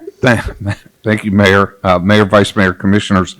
Last month, we reported that we were supposed to have closing on the Navarro property on December 31st. We requested a 30-day extension in order to see if administration could do a financial analysis to determine whether we were going to spend or pay off the debt owed to Navarro for the donation of the property, or just continue with the payment schedule that's in the agreement. Because of the change and Audra just getting in here, they've not had time to conduct that analysis. So what I'm recommending is that we go ahead and close on January 31st and let Navarro continue to collect the rents. We'll continue to sell his TDRs. And at such time as administration has the opportunity to provide that analysis to you, we can always go back to them and say, okay, we're ready to pay it off now. If we don't do that, then we have 5 equal installment payments commencing on January 1st of next year. So we really have time to do it, but I think it's in the city's best interest to take title to that property as soon as we can, and then we'll work out the payment details down the road. Sounds like a plan. We have we reach consensus, or we're just, I think there's the. So I'm taking that. Let's take it as a yes. Very good. Thank you so much. Thank you. Next. Mayor, we is- have one more add-on discussion item, which is the discussion regarding the security measures for local religious institutions. Yes, okay, the add-on Okay. Yes. As the sun set, marking the end of Shabbat last week, I, like many of our residents, was horrified to hear of the ongoing hostage situation in Texas at the Beth Israel congregation. As a Jewish woman, these two often occurring events of my community being targeted and singled out by those wishing to do us harm for simply existing is truly frightening to me and to Jews worldwide. We represent one of the smallest, most historically threatened minority groups, and fortunately safeguarding and protecting the Jewish community from these threats must remain a priority. It's never going to end. While we watch the news thinking of the safety and well-being of those at Beth Israel, so many of us also thought next, what if that were here? Are we prepared? Have we done everything we can to support and protect our local congregations? Like wildfires, we can and must act to identify the man-made causes and factors influencing or directly contributing to these tragic events. But we must be prepared. We must be vigilant in the face of anti-Semitism. We must understand that both our Jewish houses of worship and many members of our community, our neighbors, and our fellow Sunny Isles Beach residents are easily identifiable as Jews.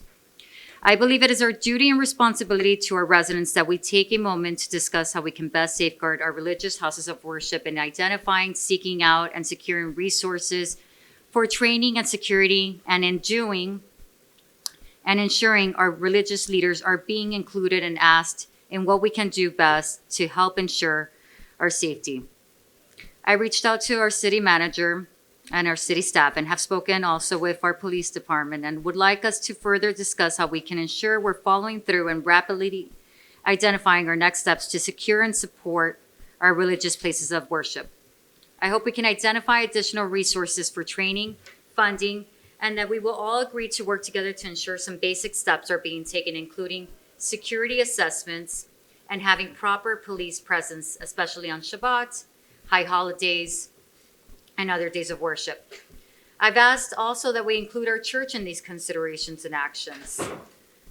But I think that if there's anything that we realize is that our history continues to repeat itself and anti-Semitism is never going to go away. And it's a matter of who is unfortunate or not. And instead of just acknowledging that this is going to continue, I think that we need to work and try to find more resources, do a security assessment. Some of our synagogues in our community are within buildings, within condos. How does our police department, do they know about the different exits? Not only on the end of the police department, but also as residents. What type of training do we have? We know that, this hostage situation was successful, as in nobody was hurt in the process, except for the traumatic, experience. But they were trained. There was a plan there. They knew what to do, or they had some kind of guidance. I know that I am worried to go to shul. And if there was a terrorist attack or somebody came into the synagogue, I wouldn't know what to do. And I think that it's important that we safeguard our community and we look into it and we do a partnership also with our local religious leaders. And again, it doesn't have to only be with the Jewish community. It can also be with the church, And I had a conversation with the father about this, and he mentioned that for the first time in the time that he's been here, he saw somebody that walking the grounds at night, and he was worried. So I think that it would be great if we can prepare or plan, look into, find more resources. Perhaps we can have the city manager and/or our interim chief, Grandinetti, address some of those security items. I don't know if you want to start, Stan, or you want, because there was some security alert but perhaps they're.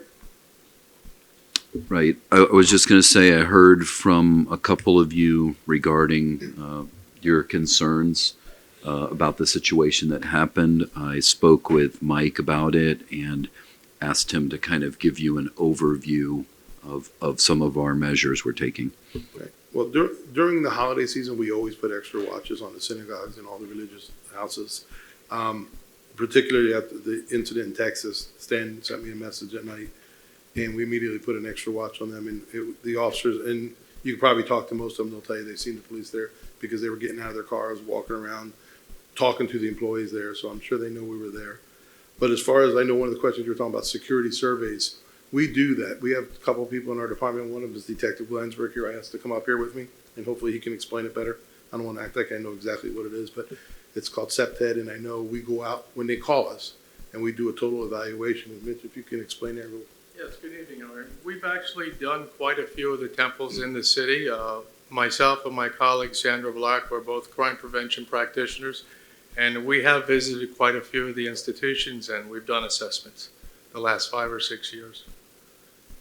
Of all, is this on? You've addressed all of the houses of worship? We have not addressed each one. We've made our services available to them, and when they call upon us, we go out there and we do assessments. We present a report to them when it's complete. That's beautiful, and I appreciate that. I think that we should reach out to all of the, houses of worship and let them know that, that there is this option available. And then aside from that is also that unite as a community and give some of these resources also to residents. I feel like I'm somebody that I like to take control. I don't feel comfortable, being armed, but I would like to know that when I'm going to, to the synagogue, that there is some kind of plan other than, the exit door, Sure. And what was unique about this, obviously, is how the rabbi indicated that the rabbi said, well, we were trained, we had some, you would call it not an active shooter, but there was some training or some way that they were able to really escape, right? And that was somewhat unique. So I don't know, I'm sure after the Tree of Life incident, Pittsburgh, there was some training for the religious leaders in South Beach, I'd like to say, or somewhere. I don't know if these are ongoing or one item or so forth, or whether or not, there is that kind of training that occurs. We've made those services known to all of religious institutions, and it's certainly not a bad idea to bring it back around. But they know that we do that work here, and I personally met with some of the rabbis, and it's been very successful. Mm-hmm. Well, they do feel safe, right? They feel secure and are very proud of our police department, the work and the security that they enhance and provide. There's no question about that. No, and I also appreciate the sensitivity to this issue. But yeah, we're a very large Jewish population, and again, I don't think that mental health issues are rising in our country. Our country is more divided. There's a polarization. So I think that it's something healthy for our community. And the amount of religious houses of worship we have for our small physical size, we have so many houses of worship in our city, really. Mm-hmm. And so many observant of our population, a lot of observance, so definitely something that we can. So I think the direction is for us to be a little more proactive and go back and visit and let them know these services that we offer and offer, Mitch's visit and overview and security assessment. Yes. Will do. Thank Get you. with you and maybe put it out on our website or something. Yeah, and we'll let people know about it. Yeah, I'll take the lead, and I'll contact all of the rabbis in our community and let them know about it. Wonderful. Thank you. Thank you so guys. much. Are we finally at Citizens Forum? Is that? I just want to make sure my numbering is at the end of the 4-hour mark, that the numbering is finally synchronized. That's it, Mayor. We're at the end. Okay, Citizens Forum, Alan, Call, you've been quite patient, and I want to thank everybody who put in for a public speaker's card for Citizens Forum, for your patience. Alan Call, Winston Tower 600. I just wanted to mention, this issue that you brought up, this is very important. In fact, at the Winston Tower 600, we have a construction committee. That's what it's called, but it's also, a safety committee. And that would be something I would recommend for every building, not only for circumstances like what had happened in Texas, but for during hurricanes. What do we do when, a hurricane hits and the elevators and the emergency generators doesn't work and we have elderly people that needs water to be served? We've kind of connected with the other Winston Towers building and we compare what parts we have for our emergency generator with what they have for their generator. But we could use more training by the police to look out for, any type of terrorist attack, whether it be biological, chemical, or even just, a couple of guys with handguns, etc. So, I would will be reaching out to them and see if there's some instruction that they can give us so that we can be in communication with the city so that we can, by communication, we can have a safer city. Yeah, this goes back to a little bit of that proactive community policing that we can, use in different aspects of our community. Absolutely. Thank you. Thank you, Alan. Next speaker is Felix Kisner. State your name and address for the record, please. Good evening, Honorable Mayor, members of the Commission. My name is Felix Kisner. I live at 250 174th Street. I've been an owner since year 2000. And this is a very important issue. Thank you, Commissioner Rabinovich, for bringing it up. And by the way, thank you, Mr. City Mayor and City Manager for responding quickly, because I know you beefed up the security right away when the incident started, and it was visible, which is also important, the visibility. I just wanted to say, according to Anti-Defamation League, that Jews are consistently the most targeted religious community in the U.S., and that's both by ultra-right and ultra-left. According to the FBI annual data, the hate crimes defined as criminal offenses which are motivated by bias, crimes targeting the Jewish community consistently constitute over half of all religious-based crimes in the United States. Now, the FBI is based on voluntary reporting by local law enforcement for a variety of reasons. Dozens of large cities either underreport or do not report the hate crime data at all. And one of the reasons is because either perception in the United States that anyone who's Jewish supporting Israel, whether they're supporting or not, or that the perception that they're supporting Israel, the hate crimes. What I wanted to say is right now we live in the very troubling times where there's a lot of division.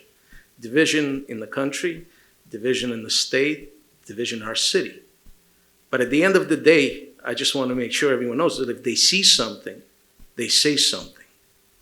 Because it is just as police cannot be there at every building. Police cannot be there at every shul. If you see something, say something. And thank you for following up with this important issue and addressing it right away, because it's, like you said, it's not going away. My name is Felix and I'm done. Thank you. Thank you, Felix. Ari Steiger. While Ari Steiger comes up, also bringing up a little bit what Felix said about underreporting. There are some, very minor incidents that have happened that haven't been reported. And, I asked why, and sometimes it seems like petty, but it's important for police department to know and to have the data. But I'll give you an example. Baby Jesus was stolen from the church during Christmas time and never returned. That is a theft, vandalism, and not only the baby Jesus, but also another one of their Christmas decorations. And then also this man that was walking on their property as well.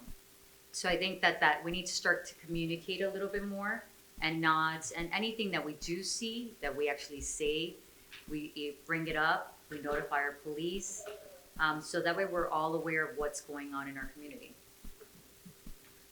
Ari Steiger, 262 Atlantic Island. I think it's a very important issue because the religious, especially the Jewish religion, everybody's against them. Whether it's right or wrong, everybody's against them.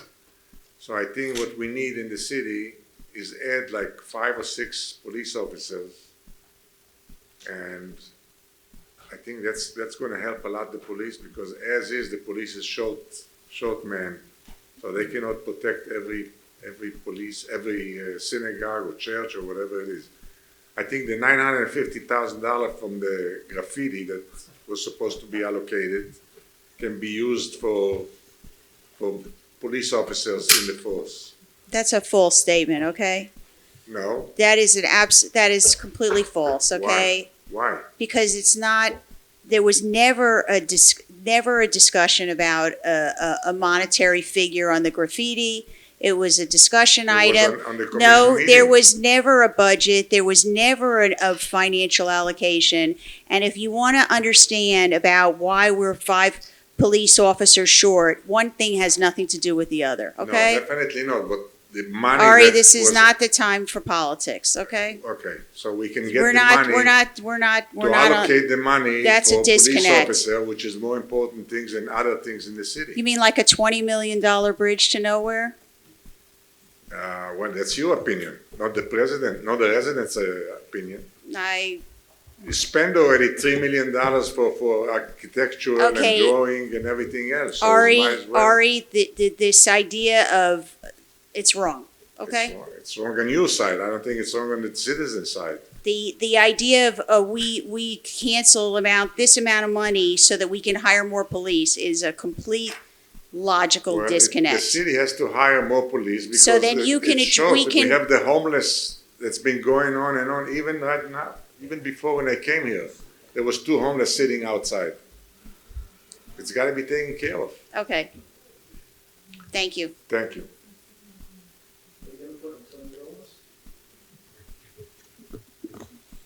I think that's it. Is there any other public card? No, I think that's it. Okay, Okay. are we done? Before we adjourn, because I did not want to get the stink eye from the city clerk with a last minute thing, but I just wanted to mention that January is National Slavery and Human Trafficking Prevention Month. It did make it on the agenda, but if we haven't already done so, and Susan's not here, but so I guess I'll talk to. Where's Susan? There you are. If we haven't already done so, can we just make sure that we put it on social media and put the hotline number. And by the way, the month is January, but it's probably something we can keep going throughout the year because it's something that happens all year. So, okay, that's all. Thank you. Thank you all. I think move to adjourn? Just a motion. So moved. Thank you. Thank you all.